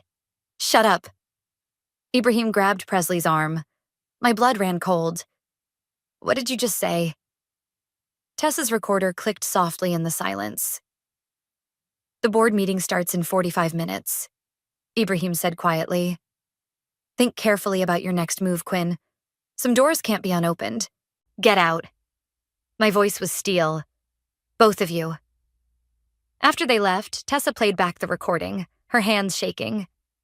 Quinn, if what Presley said is true, about Dad's medication... I know. I checked my watch. The question is, whose side are you on? She stood, smoothing her skirt. Bryce, he doesn't know about any of this. He really believes Dad wasn't thinking clearly when he changed the will, and now you know why he thought that. I gathered the evidence into my briefcase. Are you with me? Tessa's phone buzzed. A text from Ciara. She showed me the screen. Make sure she takes the deal. Remember what we discussed. What did you discuss? I asked quietly. She promised to fund my fashion line. Tessa's voice was barely audible. Said she'd invest $5 million if I helped convince you to step down. I laughed, but there was no humor in it. At least now we know your price. Quinn, the board meeting starts in 30 minutes. I headed for the door. Make your choice, Tessa. But remember, once I walk into that room, there's no going back. Wait. She grabbed my arm. There's something else you need to know. Bryce, he found Dad's original will. The one from before. He's planning to present it at the meeting. Let him. I pulled away. The only thing that will prove is how desperate they've become. As I walked toward the boardroom, Benjamin fell into step beside me. Everything ready? Almost. I handed him a USB drive, a copy of Dad's files. If anything happens to me in there, it won't. He pocketed the drive. But I'll be ready. We reached the boardroom doors. Through the glass, I could see them all. Ciara at the head of the table, Ibrahim whispering in her ear, Bryce clutching a folder I assumed contained the old will. Presley sat alone at the far end, staring at his hands. Ready? Benjamin asked. I thought of Dad's letter. Be careful who you trust. But he'd also called me Phoenix Rising, named for my ability to emerge stronger from every setback. Ready. I pushed open the doors, stepping into the lion's den with my head held high. Let them bring their forged wills and empty threats. I had the truth. And the truth was about to set this whole house of cards on fire. The boardroom fell silent as I took my seat at the table. 12 pairs of eyes watched my every move. Board members who'd known me since childhood, now sizing me up like vultures circling prey. Before we begin, Chiara stood, smoothing her silk blouse. I believe Bryce has something to present. Actually, I cut in, I'd like to start with a story. I connected my laptop to the projector. A story about family, trust, and $40 million in missing company funds. Ibrahim's pen clattered to the floor. Miss King, there are proper channels. Like the channels you use to funnel money through shell companies? I clicked to the first slide, a detailed transaction history. Or perhaps we should discuss the creative accounting that kept these transfers hidden from our auditors? These accusations are ridiculous, Chiara snapped, but her face had lost its color. The boardroom door opened and Tessa slipped in, taking the empty seat beside me. Chiara's eyes narrowed at the recorder in her hand. Bryce, I turned to my brother. You wanted to present something? The original will, perhaps? He straightened, pulling documents from his folder. Yes, a will that proves Dad wasn't in his right mind when he what? I interrupted. When he discovered that his own sister was slowly poisoning him with altered medication? The room erupted in gasps and murmurs. Bryce's papers slipped from his fingers, scattering across the table. That's absurd. Chiara stood so quickly her chair toppled backward. You can't prove... I pressed play on my phone. Presley's recorded voice filled the room. Chiara's the one who convinced your father to change his medication dosage. Presley, Ibrahim warned, but the damage was done. Oh, I have more. I clicked through slides of bank statements, offshore accounts, and damning emails. 5 years of systematic theft, all orchestrated by the people who claimed to love Dad most. You ungrateful little... Chiara lunged forward, but Benjamin blocked her path. Ms. King, one of the senior board members spoke up. These are serious allegations. Do you have concrete proof? I placed Dad's ledger on the table. Every transaction, every account, every conspiracy, documented in Dad's own handwriting. He knew what they were doing. He was gathering evidence before they... I swallowed hard. Before they killed him. This is outrageous. Ibrahim stood. You can't possibly believe... Sit down, Ibrahim. Tessa's voice cut through the chaos. She placed her recorder on the table. I think the board should hear what you said in Quinn's office this morning. Bryce looked between us, confusion etched on his face. Tessa, what are you doing? The right thing, finally. She pressed play, and Ibrahim's threatening voice filled the room. The board members exchanged glances. One reached for his phone, presumably to call security or the police. Wait. Presley stood, his voice shaking. There's more. I helped them. Ciara promised me shares in the company if I... He couldn't finish. If you helped them kill our father? I supplied, my voice ice cold. No. He looked desperate. I didn't know about the medication. I just helped with the accounts. Please, I can prove it. I kept records of everything. Ciara laughed, a sharp, dangerous sound. You really think you've won, don't you, Quinn? That Daddy's little girl has outsmarted us all? She pulled an envelope from her bag. But you forgot one thing. I know about Tokyo. My heart stopped. You're bluffing. Am I? She slid the envelope across the table. 3 years ago, you made a mistake. A big one. One that could ruin not just you, but this entire company. I stared at the envelope, my throat dry. The Tokyo incident had been buried, or so I thought. Take the deal, Quinn. Chiara smiled. Walk away with your $20 million. Or I release these documents and everything, including Dad's precious legacy, burns. The room held its breath. I could feel Tessa's questioning gaze, see Bryce's confused expression. Even Benjamin looked uncertain. Slowly, I reached for the envelope. That's right, Chiara purred. Be smart, like your father never was. I opened the envelope, pulled out the contents, and smiled. These are fake. What? Kiara's smile faltered. I said, these are fake. I held up the documents. Because I'm the one who handled the Tokyo incident. These documents are printed on paper we didn't start using until last year. Amateur mistake, really. The color drained from Ciara's face as I stood. You know what your biggest mistake was? I looked around the table, thinking I was just Daddy's little girl. But Dad didn't choose me because I was his favorite. He chose me because I was the only one smart enough to see through all of you. Security guards appeared at the doorway, summoned by the board member's earlier call. Mr. Ibrahim, one of them said, please come with us. The police would like to ask you some questions. As they led Ibrahim and Ciara away, I caught Bryce's eye. The original will you were going to show? Dad's signature was forged. Check the date. He was in the hospital that day. I have proof of that too. The board members huddled together, whispering urgently.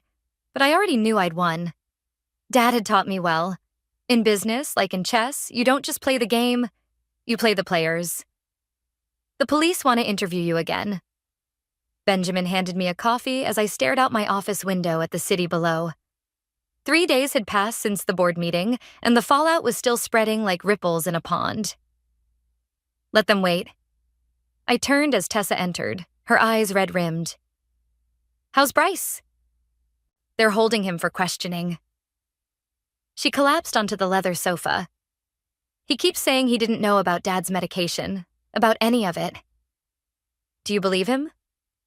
I don't know what to believe anymore. She pulled out her phone, showing me the headlines. King Industries scandal, family empire rocked by fraud allegations. A knock interrupted us. Presley stood in the doorway, looking like he hadn't slept in days. They're releasing Ciara on bail. Already? Benjamin straightened. That's not possible. She has connections. Presley stepped inside, closing the door. And she's angry, Quinn. I just got this. He held up his phone, displaying a text. Tell my dear niece to watch her back. The game isn't over. I laughed softly. She still thinks this is a game. Quinn? Tessa's voice was urgent. What if she really does have something on you? The Tokyo incident is handled. I opened my desk drawer, pulling out a thick file. Everything that happened in Tokyo is in here. Every decision, every document, every signature, all legitimate. I kept it clean specifically because I knew someone might try to use it against me someday. But then why did she? Because she was desperate. I sat behind my desk. And desperate people make mistakes. My phone buzzed. A text from an unknown number. Meeting. Tonight. The cemetery. Come alone or the real Tokyo files go public. She's bluffing, Benjamin said, reading over my shoulder. Probably. I stood gathering my coat. But I'm done hiding. Quinn, no. Tessa grabbed my arm. It's too dangerous. Let the police handle it. The police can't protect the company's reputation. I checked my watch. Besides, I have a few surprises left. Then I'm coming with you. Presley stepped forward. I owe you that much. No. I touched his shoulder. You've done enough by testifying. Stay here with Tessa. Benjamin, I need you to get those documents to the DA's office. Quinn? Benjamin started. Trust me. I smiled. Dad didn't call me Phoenix Rising for nothing. The cemetery was silent as I walked between the graves, my heels sinking slightly into the damp earth. Dad's fresh headstone gleamed in the moonlight, and beside it stood Ciara, looking perfectly composed despite her recent jail stay. I didn't think you'd come alone, she called out. Disappointed? Impressed, actually. She pulled out an envelope. Maybe you're not as soft as I thought. The Tokyo files are fake, Ciara. We both know that. Do we? She smiled.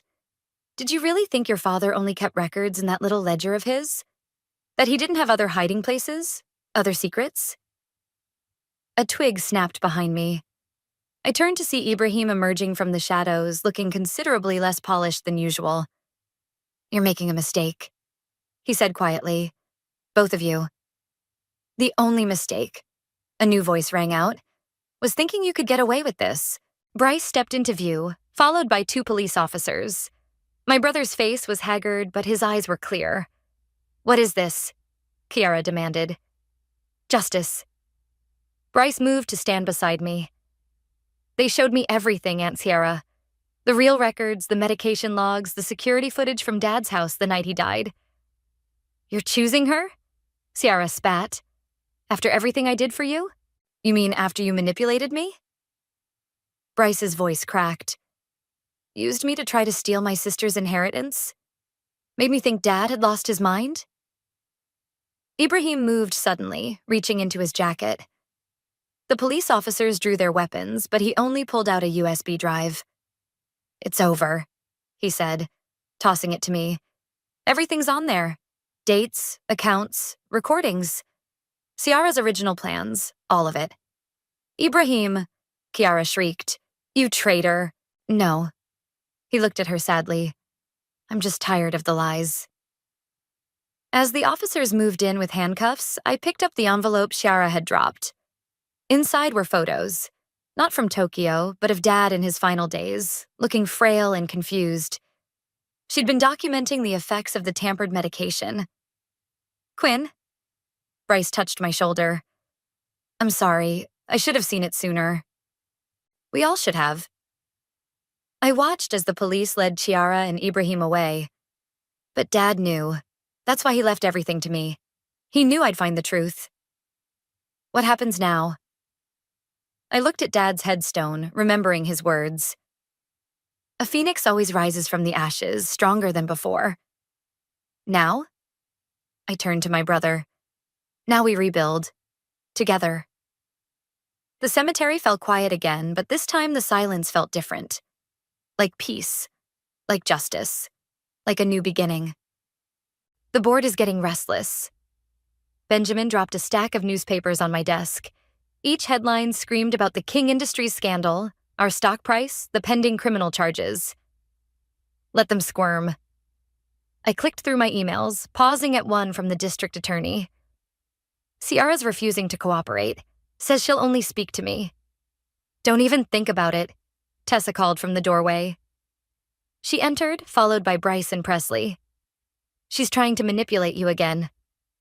Maybe. I stood, straightening my blazer. But I want to hear what she has to say. Quinn, Bryce stepped forward. You don't owe her anything. This isn't about owing. I gathered my things. It's about ending this, once and for all. The detention center's visiting room was cold and sterile. Kiara sat across the table, her designer outfit replaced by a standard-issue jumpsuit. Still, she managed to look elegant, her spine straight as steel. I knew you'd come. She smiled. Always the dutiful niece. Save it. I placed Dad's ledger on the table. You wanted to talk, so talk. Did you ever wonder why your father chose you? She leaned forward. Not Bryce, not Tessa. You. Because I wasn't corrupt? She laughed, a hollow sound. Because you're exactly like him. Ruthless, calculating, willing to sacrifice anything for power. I'm nothing like you. No? She raised an eyebrow. Then why did you really go to Tokyo 3 years ago? The truth, Quinn. Not the sanitized version in your precious files. My blood ran cold. How do you know about the real deal? She smirked. Your father told me, right before I started adjusting his medication. The door burst open. Bryce stormed in, followed by security guards. That's enough. Oh, look. Ciara's eyes gleamed. The prodigal son returns. Did you tell him, Quinn? About what really happened in Tokyo? Shut up, I snapped. She went to close a deal, Bryce said. Everyone knows that. She went to bury one. Ciara's voice dripped venom. A deal that would have bankrupted us if it had gone public. Your perfect sister covered up a massive fraud to save the company, just like Daddy taught her. The guards moved to remove her, but Bryce held up his hand. Is it true? I met his gaze. The company was going to fall. Dad was already sick. I did what I had to do. By breaking the law? By protecting our legacy. I stood so quickly my chair toppled. Everything I did for this family. Just like me. Ciara smiled. We're not so different after all. The difference, I leaned across the table, is that I never killed anyone. Her smile faltered. Neither did I. Your father's death was unfortunate, but necessary. Get her out of here, Bryce told the guards. As they led Ciara away, she called over her shoulder. Ask her about the missing files, Bryce. Ask her what else she's hiding. In the hallway, Bryce grabbed my arm. Tell me she's lying. About Tokyo? No. I pulled away. But everything I did was legal. Barely, but legal. And the missing files she mentioned? Don't exist. I started walking. She's trying to drive a wedge between us. Again. Quinn. His voice stopped me. I need to know. Everything Dad taught you? Everything you learned? Are you really any different from them? Before I could answer, my phone rang. Benjamin's voice was urgent. The board called an emergency meeting. They're voting to remove you as CEO. What? They can't. They can if they have proof of misconduct. Someone sent them files about Tokyo. My heart stopped. When? Meeting starts in 30 minutes. I looked at Bryce, whose face had hardened. Did you know about this? The board approached me this morning. He wouldn't meet my eyes. They want me to take over. And you're considering it. You lied to me, Quinn. About Tokyo, about everything. I protected our company. My voice echoed in the empty hallway. Everything I did, every secret I kept, was to save what Dad built. And that makes it right? Security cameras watched us from every corner. In one of them, I caught my reflection. Power suit, perfect hair, Dad's determined expression mirrored on my face. Maybe Ciara was right. Maybe I was more like them than I wanted to admit. The board meeting starts in 20 minutes, Bryce said quietly. If you can't prove everything you did was legal, they'll vote you out. And this time I won't stop them. He walked away, leaving me alone in the hallway. My phone buzzed again, Benjamin asking what to do. But I was already moving, my mind racing through possibilities. Dad had taught me more than just business. He'd taught me survival. The phoenix rises from ashes, but first it has to burn. I pulled out my phone, dialing a number I'd hoped never to use. It's me, I said when the line connected. Remember that favor you owe me from Tokyo? I need it now. The game wasn't over. It was just beginning. The boardroom doors swung open with a bang. Every head turned as I strode in 5 minutes before the vote. Ladies and gentlemen, I placed a thick folder on the table. I believe you have some concerns about Tokyo. Ms. King, the lead director frowned. We received evidence of serious misconduct. Fabricated evidence. I began distributing documents. Here's what really happened in Tokyo. Every transaction, every decision, verified by independent auditors and signed off by regulatory authorities. But the files we received, another director started, were sent by my Aunt Ciara from prison. I clicked on the projector. Here's the surveillance footage of her associate sending those files. And here, I placed a USB drive on the table, is proof that those documents were created last week using forged timestamps. Bryce picked up one of the reports, his eyes widening. These signatures, they're from the Japanese Financial Services Agency, because everything we did was legal. I met each board member's gaze. Difficult? Yes.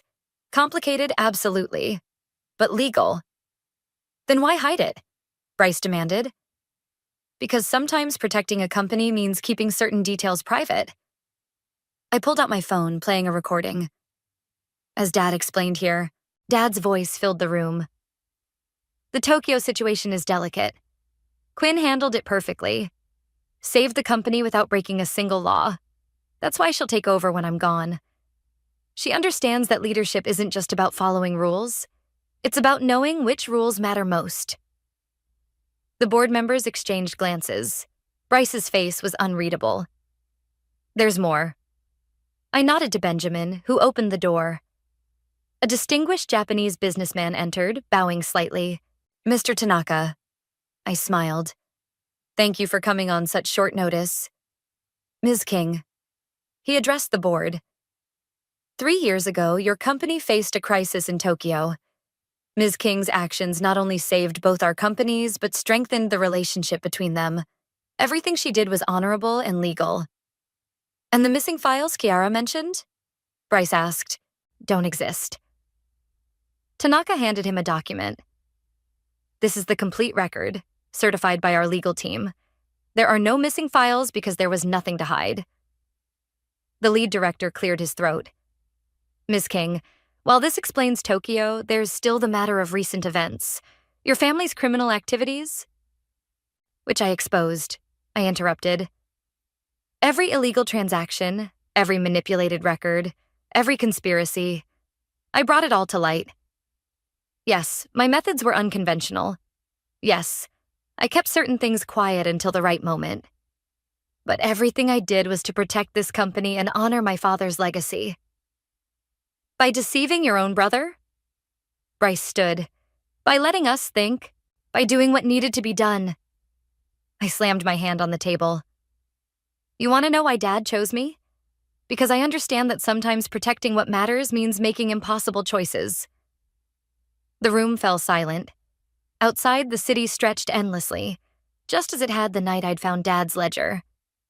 The vote, the lead director finally said, was called to determine your fitness to lead this company. Given this new evidence, I have one more thing to add. I pulled out a final document. Dad's last letter to the board, written the day before he died. Benjamin? Benjamin stepped forward. I witnessed him write this. He knew what was coming. I began to read. To my board of directors, if you're reading this, 2 things have happened. First, I'm dead, likely not from natural causes. Second, Quinn has uncovered the truth about my murder and the conspiracy within our company. She's done exactly what I knew she would. Protected our legacy while bringing justice to those who betrayed us. This is why I chose her. Not because she's my daughter, but because she has something the others don't. The wisdom to know when to fight in the light and when to work in shadows. The strength to make impossible choices. The courage to stand alone. My voice cracked on the last words. Bryce's face had softened, understanding finally dawning in his eyes. I moved to cancel the vote. The lead director said quietly, All in favor? Hands raised around the table, even Bryce's. Quinn, he said as the board members filed out. I'm sorry. I should have trusted you. No. I gathered my documents. You should have questioned me. That's what Dad taught us. Trust, but verify. I just verified better than anyone expected. What happens now? Now? I looked at the city beyond the windows, at the empire Dad had built and entrusted to me. Now we rebuild. The right way this time. No more secrets, no more shadows. Together? He held out his hand. I took it, remembering Dad's words about impossible choices. Sometimes the hardest choice is knowing when to stand alone, and when to let others stand with you. Together, I agreed. But first, there's one more thing we need to do. What's that? I smiled, thinking of Kiara in her prison cell, still believing she had leverage over me. We need to show everyone what happens when you underestimate a phoenix. The sun was rising over the city, painting the sky in shades of fire. It was time for a new day, a new chapter, and this time we'd write it in the light. Guilty on all counts. The judge's gavel echoed through the courtroom. I watched Kiara's shoulders stiffen as the verdict was read. Murder, conspiracy, fraud. The list went on. She turned to face me before they led her away, her eyes burning with the same intensity I'd seen at Dad's funeral. You think this is over? No. I stood, straightening my jacket. This is just justice. Outside the courthouse, reporters swarmed. Bryce appeared at my side, shielding me from the cameras as we made our way to the waiting car. Ms. King, how does it feel to see your aunt convicted? Any comment on the company's future? What about the rumors of a family reconciliation? I paused at the car door. King Industries isn't just about family anymore. It's about integrity, transparency, and doing what's right. That's my father's true legacy. The drive back to the office was quiet. Bryce scrolled through messages on his phone. Stock's up 12% since the verdict. People love a good redemption story. I smiled. How's Tessa doing with her fashion line launch? Better than expected. Turns out having the King Industries backing means more than Ciara's empty promises. The elevator opened directly into the executive floor, where Benjamin waited with Presley. Their faces told me something was wrong. What happened? Ibrahim. Benjamin handed me his tablet. He's talking to reporters, says he has proof you knew about the Tokyo cover-up long before you claimed. Let him talk. I walked into my office, Dad's old office. Everything's documented, remember? It's not that simple, Presley said. He's claiming there's video evidence from the night Dad died. My hand froze over Dad's old desk. That's impossible. Unless... Bryce stepped forward. Unless someone was recording that night. I met his eyes. You know what happened that night. I told you everything. Did you? He pulled out his phone, playing a video. On the screen, I saw myself entering Dad's hospital room the night he died. The timestamp showed 11:47 p.m. Where did you get this? It was in Dad's personal files, the ones you didn't know about. Bryce's voice was gentle. You were there the night he died, Quinn. Why didn't you tell us? I sank into Dad's chair, the weight of that night crushing down again. Because he asked me not to. The room fell silent. I pulled out my own phone, accessing a protected folder. Here's what really happened that night. The video played. Dad in his hospital bed, looking frail but clear-eyed. His voice was weak but determined. Quinn, listen carefully. Ciara's been poisoning me. Slowly, carefully. I have proof, but I can't move against her yet. You need to wait. Let them think they've won, then expose everything. Dad, we should call the police. No? The company wouldn't survive the immediate scandal. You need to be smart about this. Strategic. He coughed. Promise me you'll protect our legacy. The right way. I promise. The video ended. Bryce's face had gone pale. You knew. All this time, you knew how he died. And I did exactly what he asked. I stood. I waited. I gathered evidence. I protected the company while building an airtight case against them. Why show us this now? Presley asked. Because it's finally over. Really over. I walked to the window, looking out at the city Dad had conquered. Ibrahim can release whatever he wants. The truth is already out there. Ms. King? My assistant's voice came through the intercom. The new board members are here for orientation. Send them in. I turned to face my family, what was left of it. Ready to show them how we do things now? Bryce nodded, a smile tugging at his lips. The right way. The new board members filed in. Young, ambitious, ethical professionals Dad would have approved of. As I began my presentation, my phone buzzed with a message from Tessa. Just visited Ciara. She's finally talking about everything. Healing starts now.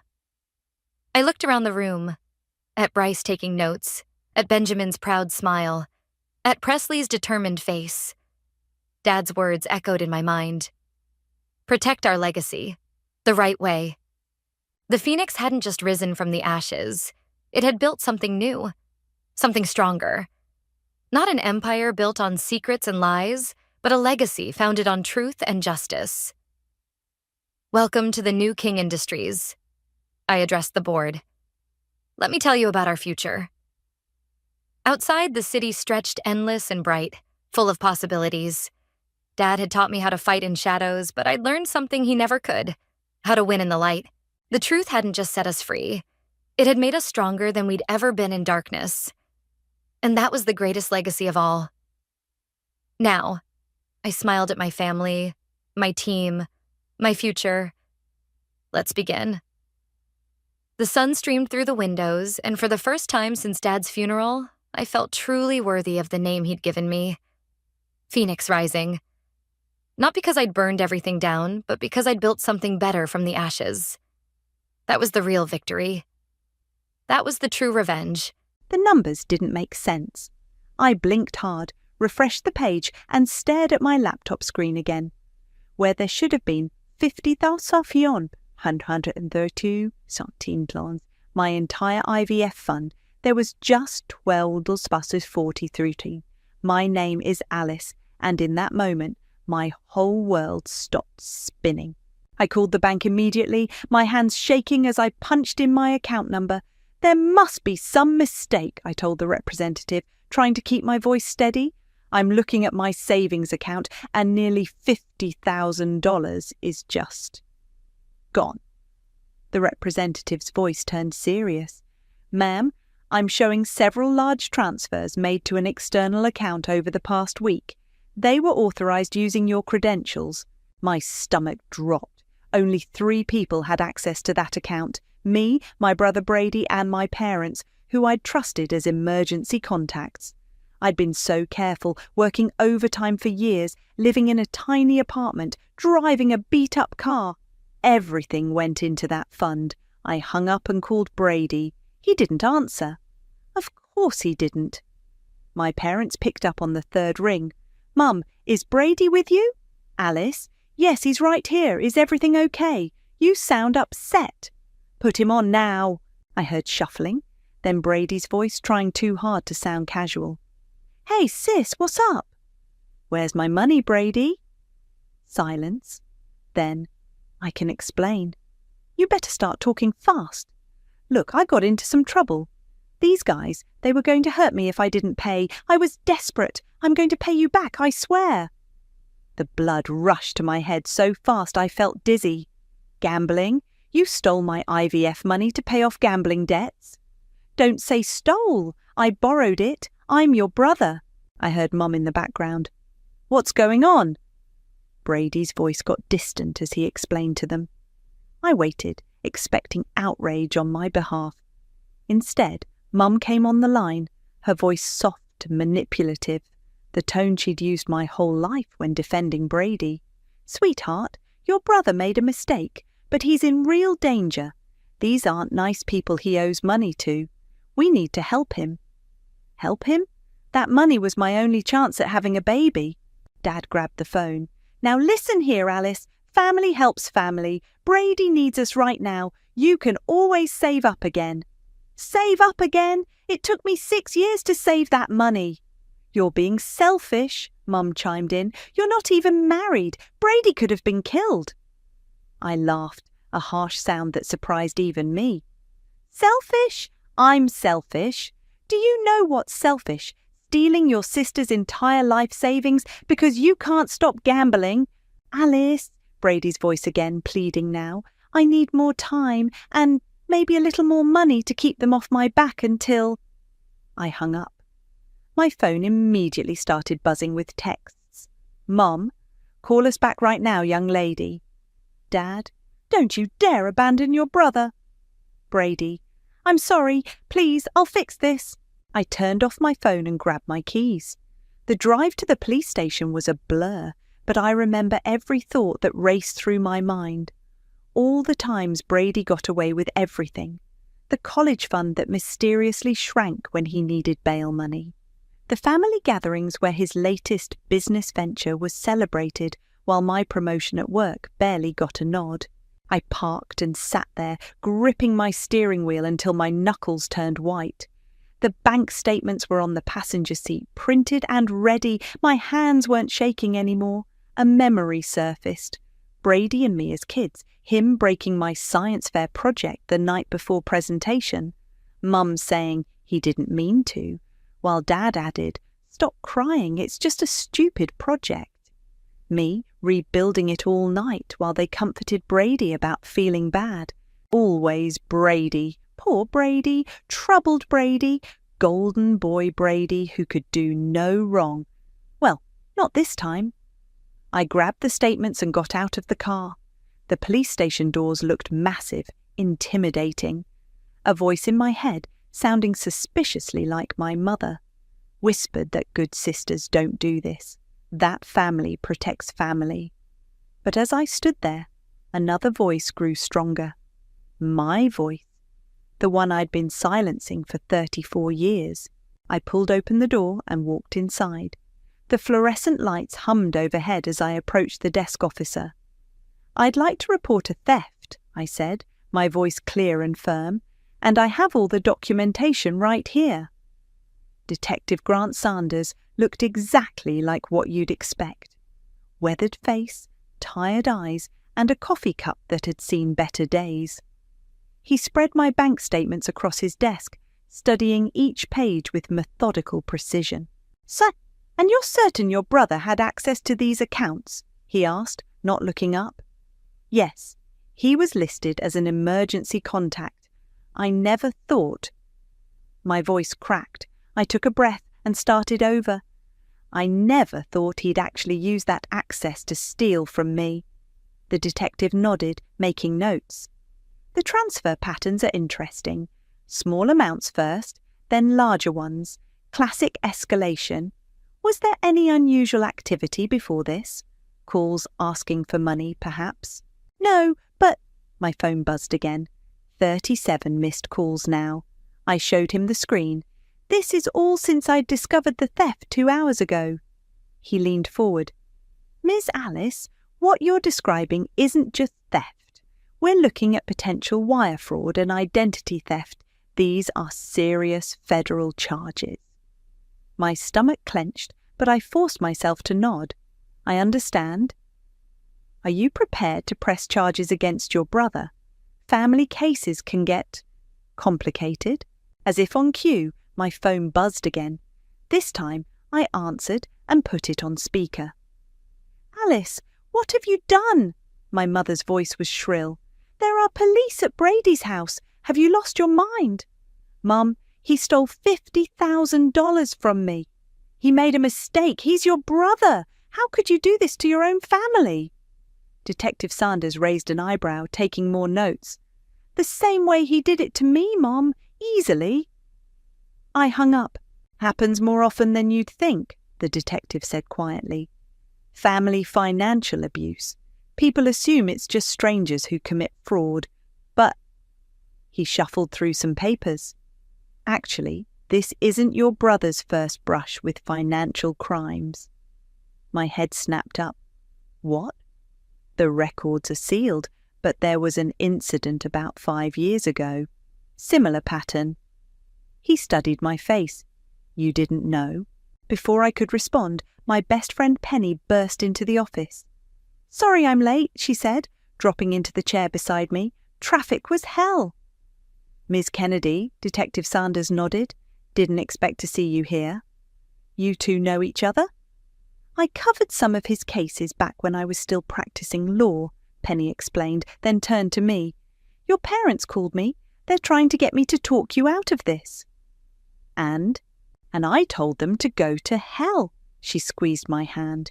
"You're doing the right thing." My phone buzzed with a text from Brady.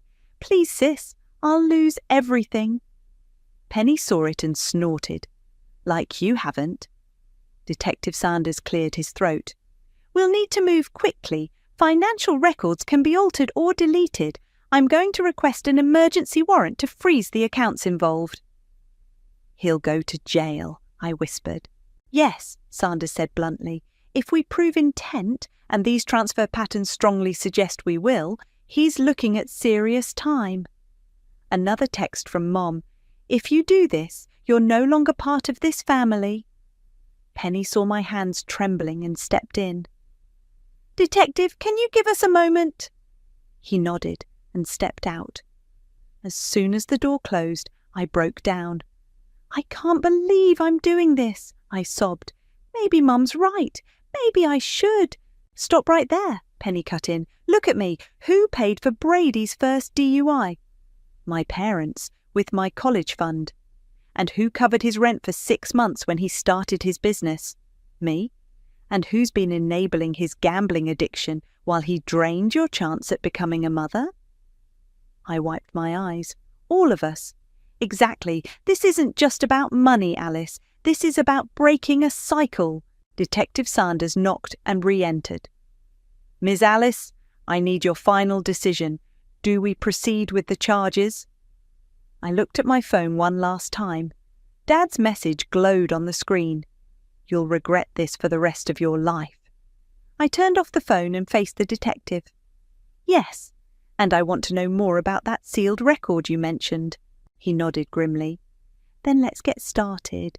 But I should warn you, once we begin this investigation, we may uncover things you're not prepared for. I'm done being unprepared, I said, straightening my spine. I want to know everything. Penny squeezed my shoulder as Detective Sanders picked up his phone. This is Sanders. I need an emergency warrant for case number. His voice faded as reality set in. I'd just started a war with my entire family, and for the first time in my life, I was ready to fight back. You're not going to believe what I found, Penny said, bursting into my apartment with her laptop. It had been 3 days since I'd filed charges, and she'd been digging like a woman possessed. What am I looking at? I asked as she opened a file. Court records from 5 years ago. Sealed, but... She grinned. I still have friends at the courthouse. Meet Paisley Dixon. The screen showed a restraining order filing. My brother's name jumped out immediately. Brady's ex-girlfriend. I remembered her vaguely. Pretty, quiet, worked at a bank. Ex-victim is more like it. Penny scrolled through documents. She accused him of financial exploitation, emotional abuse, and identity theft. Sound familiar? My coffee turned bitter in my mouth. What happened? Case mysteriously disappeared. She dropped the charges and moved away. But here's where it gets interesting. Penny pulled up bank records. 2 days before she withdrew her complaint, exactly $50,000 was transferred into her account. From where? Your college fund. The mug slipped from my hand, shattering on the floor. That's impossible. My parents told me the market crashed and... They lied. Penny's voice was gentle. They used your money to buy Brady's freedom. Again. My phone rang. Mom's 10th call today. I declined it. There's more, Penny said. I found Paisley. My head snapped up. Where? Denver. She's willing to talk. 20 minutes later, we were on a video call. Paisley looked older than I remembered, her eyes harder. I always wondered if you knew, she said without preamble, about what they did to keep me quiet. I had no idea. She laughed bitterly. Your mother showed up at my apartment, said if I didn't drop the charges, they'd destroy my career. Then she offered me money, your money, apparently, to go away. Why are you telling me this now? Because I saw the new charges on the court docket. He's doing it again, isn't he? I nodded. Then you need to know something. Your brother, he's not just a gambling addict. He's a predator. He finds people to exploit, uses them up, and your parents clean up his messes. They're as guilty as he is. My hands were shaking. Did they threaten you? Your father did. Said he had friends in banking who could make sure I never worked in finance again. I was 25, terrified and alone, so I took the money and ran. I'm so sorry. Don't be sorry. Be smart. Check your parents' tax returns from that year. I bet they wrote off that hush money somehow. And Alice, watch your back. They won't just let you take Brady down. After we hung up, I sat in silence while Penny made coffee. We need to confront your mother, she said finally, already on it. I grabbed my keys. 20 minutes later, I stood in my childhood home's kitchen. Mum was stress baking, flour on her cheeks. Finally coming to your senses? She asked without looking at me. I talked to Paisley Dixon. The mixing bowl clattered to the counter. What? $50,000, Mom, from my college fund. Ring any bells? She wiped her hands slowly. You don't understand. That girl was trying to ruin your brother's life.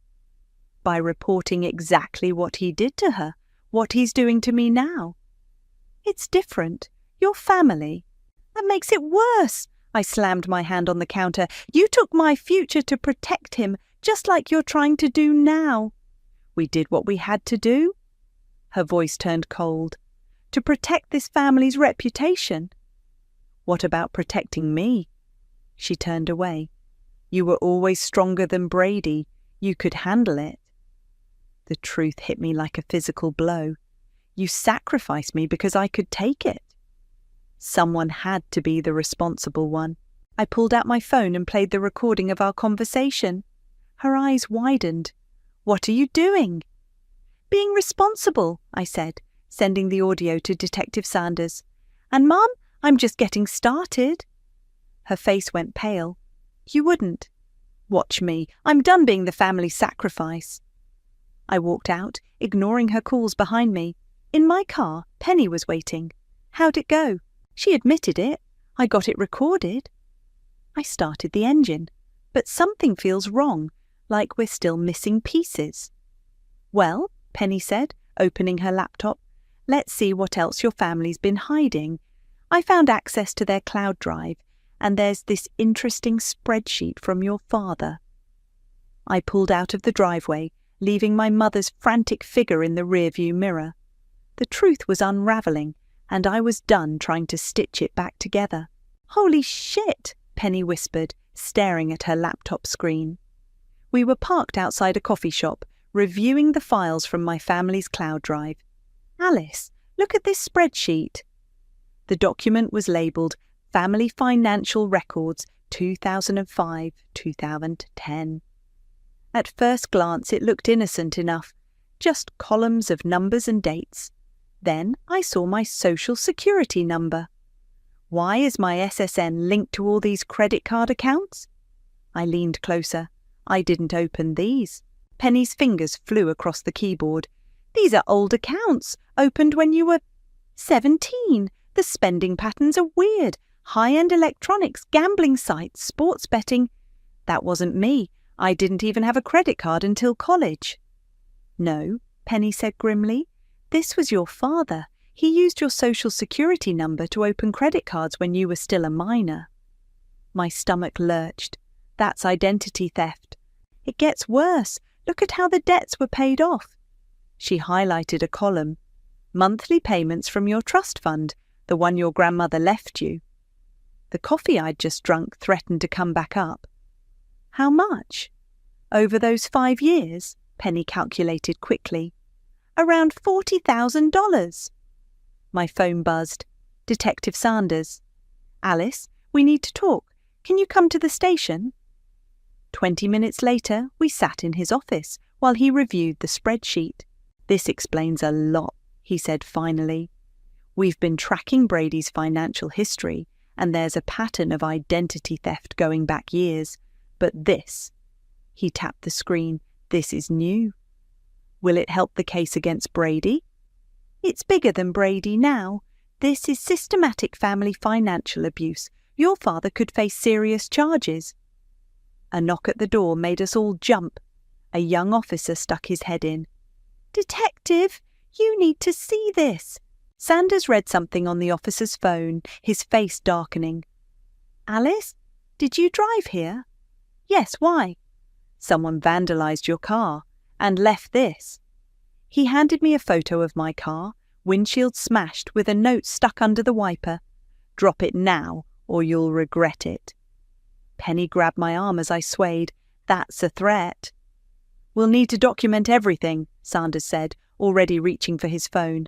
And Alice, don't go home tonight, stay somewhere safe. Back in the parking lot, crime scene techs photographed my car while I called my insurance company. A familiar voice made me freeze. What the hell did you do? My ex-boyfriend Jasper stormed toward me. Your father just called me in a panic about some investigation. Why would he call you? Because I handled their investments. Now the SEC is asking questions about irregular transactions and... He stopped, realizing he'd said too much. "What irregular transactions, Jasper?" He ran a hand through his hair. "I can't discuss client matters." "But you can warn them about investigations." Penny stepped forward, phone recording. "Interesting ethical choice for a financial advisor."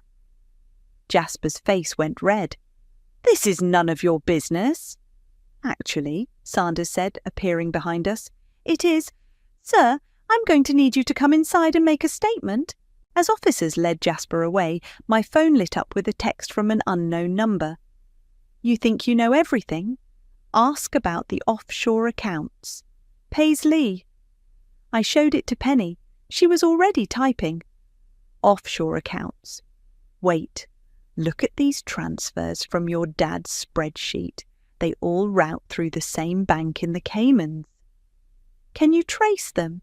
"Better." She smiled grimly. "I can prove they're connected to Brady's gambling debts. Your parents weren't just enabling him. They were helping him hide money." My hands shook as I forwarded everything to Sanders.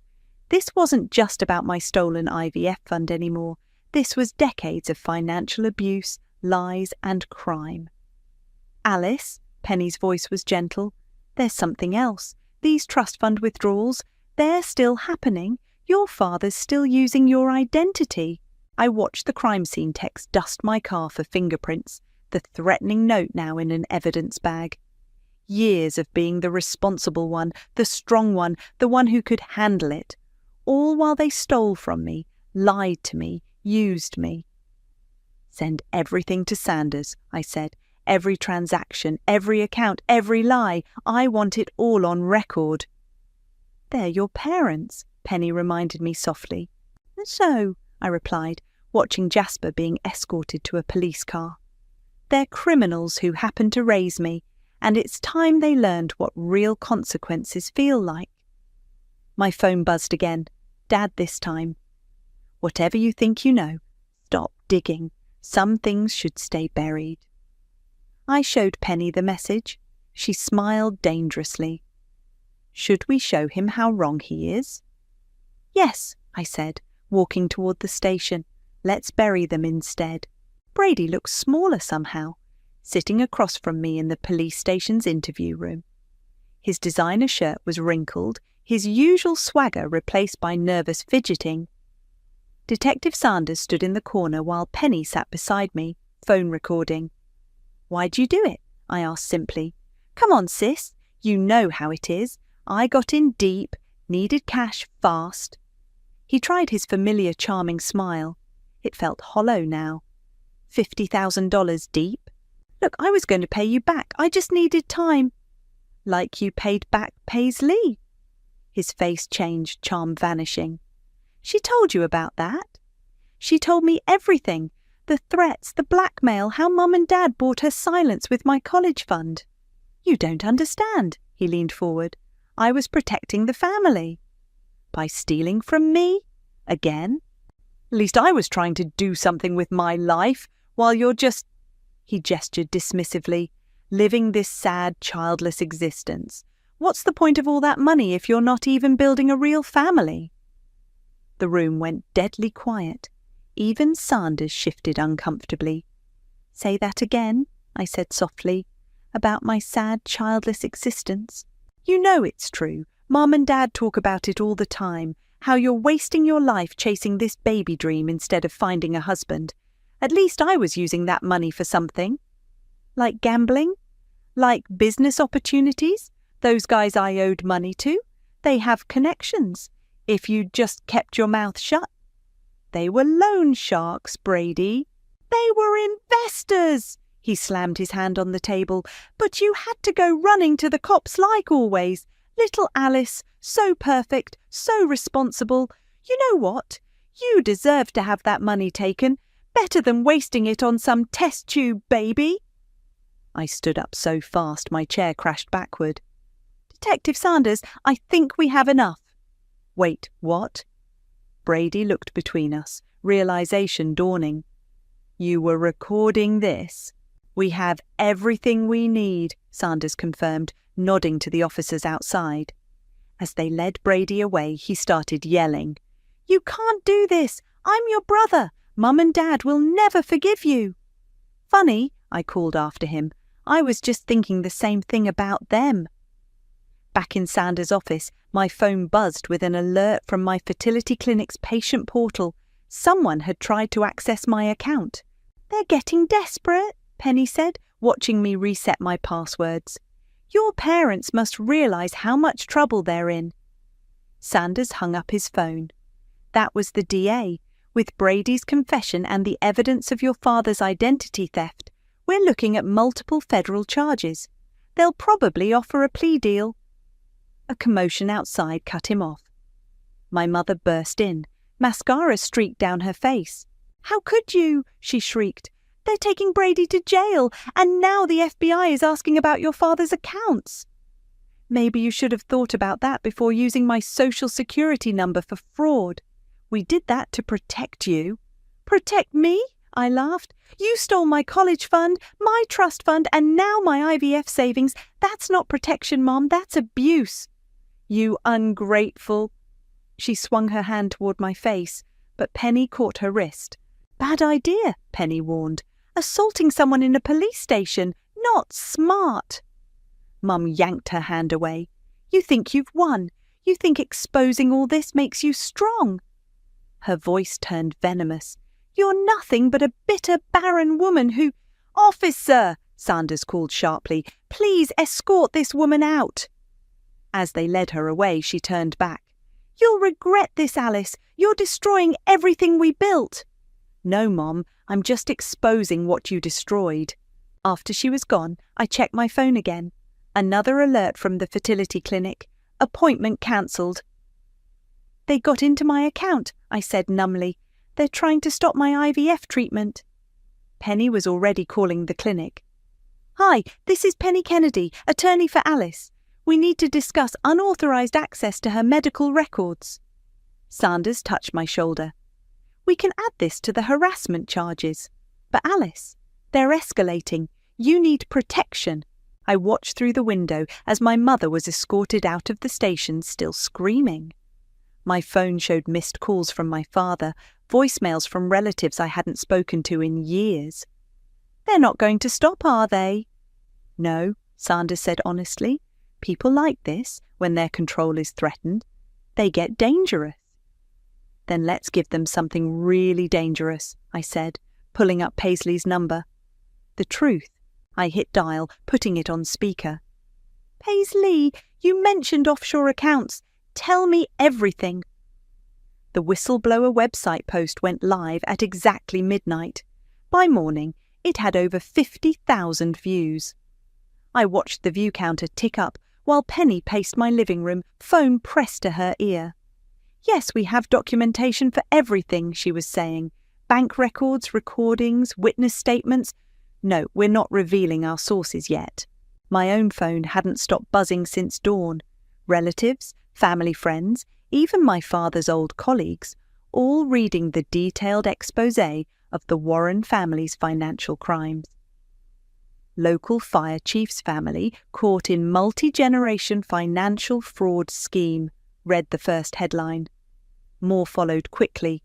"Brother steals sister's IVF fund in pattern of family financial abuse." "Former fire chief under investigation for identity theft." "Gambling addiction, cover-up spans decades." Dad's text came at 9 a.m. "Take it down now! You have no idea what you're doing." Mum's followed minutes later. "The church board is meeting about your father's position. How dare you humiliate us like this?" "They're panicking," Penny said, hanging up. 3 different news outlets want interviews." A knock at the door made us both jump. Detective Sanders entered, looking grim. "Your father's been suspended pending investigation," he said without preamble. "The department can't risk the association, but that's not why I'm here." He handed me a thick folder. IRS just opened a formal investigation into the offshore accounts. "How bad is it?" "Bad enough that your mother's trying to make a deal. She wants to trade information about Brady's gambling connections for immunity." I laughed bitterly. "Of course she does. throwing one child under the bus to save herself. At least she's consistent. My phone rang. Paisley. You did it, she said when I answered. They're actually facing consequences. We did it, I corrected. Your information about the offshore accounts broke it wide open. Alice, Penny called from the other room, you need to see this. I found her staring at her laptop. A local news website showed my parents outside their church, Mom crying perfectly for the cameras. We're victims too, she was saying. Our daughter. She's troubled. Has been since she couldn't have children naturally. This vendetta against her family. Turn it off, I snapped. Wait, Sanders said, moving closer. Look behind them.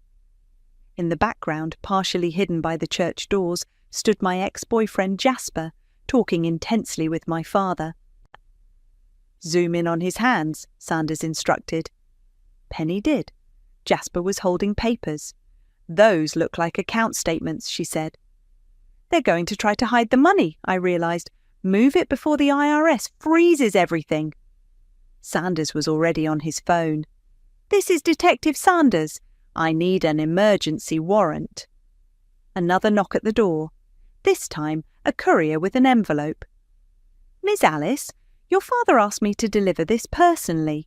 Inside was a cheque for $60,000 and a note. Take this and end it. Last chance. I handed it to Sanders. Add attempted bribery to the charges. My phone buzzed with a text from an unknown number. Smart girl, Daddy's getting sloppy. Check the church's financial records. P. The church? Penny was already typing. Why would... Alice, look at this. The church's building fund. The numbers don't match the construction costs. Money laundering, Sanders said quietly. Through the church. I sank into a chair.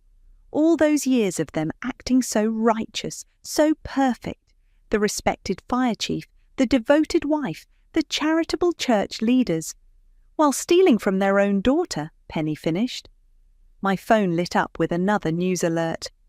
Local church under investigation for financial irregularities. Then a text from Mum.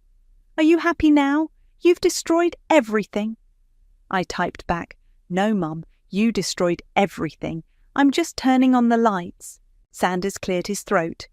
Alice, once this goes federal, and it will, there's no turning back. Your parents could face serious prison time. Good, I said, standing up. Let them see how it feels to lose everything. Penny touched my arm. You okay? I looked at my phone, at the growing storm of headlines and messages, at the years of lies unravelling in real time, at my mother's tearful performance on the news, still trying to paint me as the villain. No, I admitted, but I will be, because for the first time in my life, I'm not the one carrying their secrets. My phone buzzed one last time, Brady calling from jail. Should I answer? I asked the room. Your choice, Sanders said, but remember, anything he says could be important to the case. I took a deep breath and hit accept, putting it on speaker. Sis, Brady's voice cracked, you need to know something about Dad's safety deposit box. The truth was still coming, piece by ugly piece, and this time I was ready to hear all of it. The courthouse was packed for Brady's sentencing. I sat in the front row, Penny on one side, Detective Sanders on the other. My parents occupied the opposite row, both looking decades older than they had just weeks ago. All rise, the bailiff called. Brady shuffled in wearing an orange jumpsuit, chains clinking. He wouldn't look at me. The contents of Dad's safety deposit box, documents proving years of tax evasion and fraud, had ensured he had nothing left to bargain with. Before we proceed with sentencing, the judge said, the victim wishes to make a statement. I stood, unfolding my prepared speech. Then I saw my mother's face, that familiar mix of manipulation and martyrdom, and set the paper aside. My whole life, I began, I was told I was the strong one, the responsible one, the one who could handle it when money disappeared or plans fell apart. What I didn't understand until recently was that strong meant useful. I was useful because I could be stolen from, because I would stay quiet. Brady shifted uncomfortably. Dad stared at the floor. I worked 60-hour weeks saving for IVF, lived in a tiny apartment, drove a car held together with duct tape, while my brother gambled away hundreds of thousands, while my father committed tax fraud, while my mother covered it all up. I did everything right, and still they took it all. Mum started to stand, but Dad pulled her back down. But this isn't just about money. This is about a family built on lies, about parents who taught their son he could take whatever he wanted, and taught their daughter she existed to be taken from. I turned to face Brady directly. You said I was living a sad, childless existence. But you know what's sad? A grown man so broken by his parents' enabling that he'd steal his sister's chance at motherhood. A family so twisted they'd rather destroy their daughter than admit their son needs help. Does she— Objection! Brady's lawyer stood. This is inflammatory. Overruled, the judge said quietly. Continue, Ms. Alice. The prosecution has proven the financial crimes, the identity theft, the fraud, the gambling, but they can't show you the deeper crime, what it does to a child to know she'll never be worth protecting, to realise her only value to her family was as a resource to be drained. My voice cracked. Penny squeezed my hand. My brother stole my money, my parents stole my trust, but I won't let them steal anything else, not my future, not my chance at motherhood, and not my voice. I'm done being the family ATM, done being the strong one, done being quiet. I looked at my mother's tears, my father's shame, Brady's slumped shoulders. Your Honour, I'm not asking for mercy in sentencing. I'm asking for justice, not just for my stolen savings, but for every child taught that love means letting yourself be destroyed, for every family secret that poisons another generation, for every strong one who's still staying quiet. The courtroom was silent when I sat down. Even Brady's lawyer looked shaken. The judge adjusted his glasses. Mr. Brady, do you have anything to say before I pass sentence? Brady stood slowly. I just want my sister to know. Save it, I cut in. I'm not your sister anymore. I'm just your victim. And I want you to remember that every day you're in prison. The judge nodded. Very well. Taking into account the severity of the crimes, the pattern of behaviour, and the devastating impact on the victim. He paused. I sentence you to 8 years in federal prison, with no possibility of parole for 5 years. Mom wailed. Dad tried to approach me, but Sanders stepped between us. This isn't over, Dad hissed. The IRS investigation. We'll show everything, I finished. Every fake account, every laundered dollar, every crime you committed using my identity, and I'll be there for your sentencing too. As Brady was led away, a court officer approached me. Miss Alice, we found these in the defendant's possession. She handed me a plastic bag. They were marked for disposal, but given the contents. Inside were my IVF medication vials, the ones that had disappeared from the clinic. They were smashed, the expensive hormones spilled and useless. He was carrying these? Penny asked incredulously. Like a trophy, Sanders said quietly. I stared at the broken vials, feeling something final snap inside me. Detective, make sure this is added to the evidence for my parents' trial. I want everyone to see exactly what kind of family they really are. Outside the courthouse, reporters waited with cameras. Mum was already crying for them, playing the devastated mother. Ready? Penny asked. I straightened my spine, gripped my impact statement, and faced the cameras. Yes, I said, it's time everyone heard the truth. The morning sun streamed through my new apartment's windows as I signed the last check, restitution from Brady's seized assets. Combined with the court settlement and insurance payout, I had my IVF fund back, plus enough for a fresh start. My phone buzzed. Detective Sanders. Thought you'd want to know, he said when I answered. Your parents took a plea deal. Your father's looking at 5 years for tax evasion and fraud. Your mother got 18 months for conspiracy. And the church? Under new leadership, they're cooperating fully with the investigation. I thanked him and hung up just as Penny burst through the door, waving a newspaper. Have you seen this? She spread it on my counter. The headline read, Family Financial Abuse Support Group launches after Warren case. Below was a photo of Paisley and me at the support group's first meeting.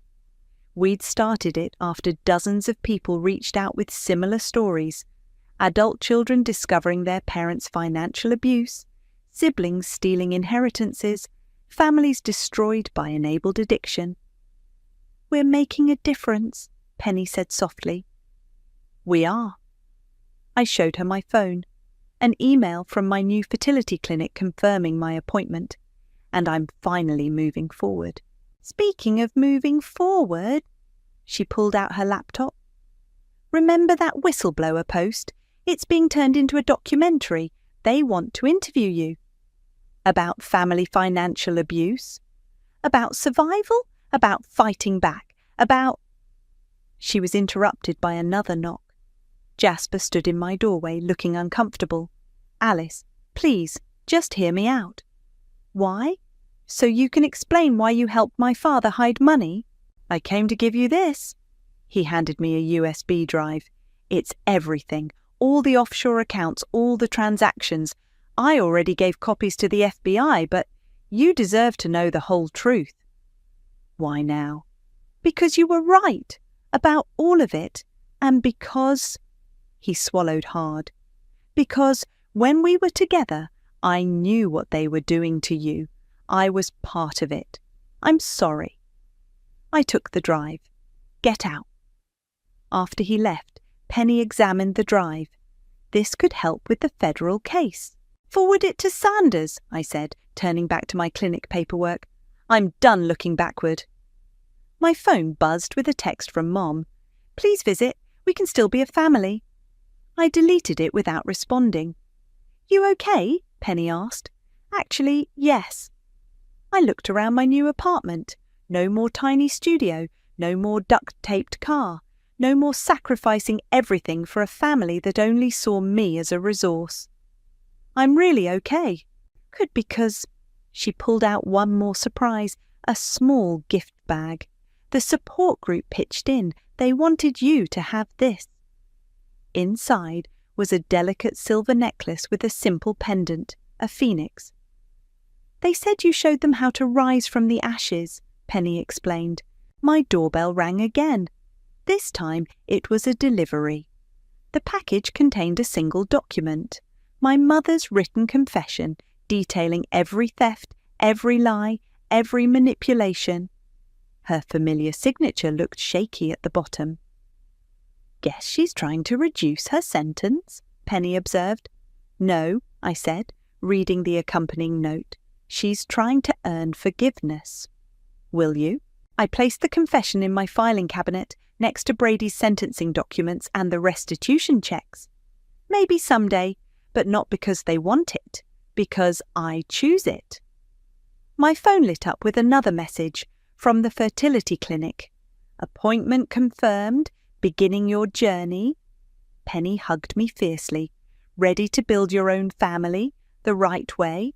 I touched the phoenix pendant, thinking of all the people in our support group, all the silent survivors finally finding their voices. I already have, just not the family I expected. The morning sun caught the pendant, throwing light across my walls. Somewhere across town, my brother sat in his cell. My parents prepared for their own sentencing. The careful facade they'd built was ashes. But here in my new home, surrounded by chosen family, truth and possibility, something better was rising. I opened my laptop and began typing. Dear support group, today I want to talk about healing, about how breaking free isn't the end of the story, it's the beginning. Penny read over my shoulder, smiling. Now that's a story worth telling. It is, I agreed, touching the pendant again, because this time I'm writing it. The sun climbed higher as I typed. its light filling my apartment, my space, my future, my truth. No more shadows, no more secrets, no more silence. Just the sound of wings rising,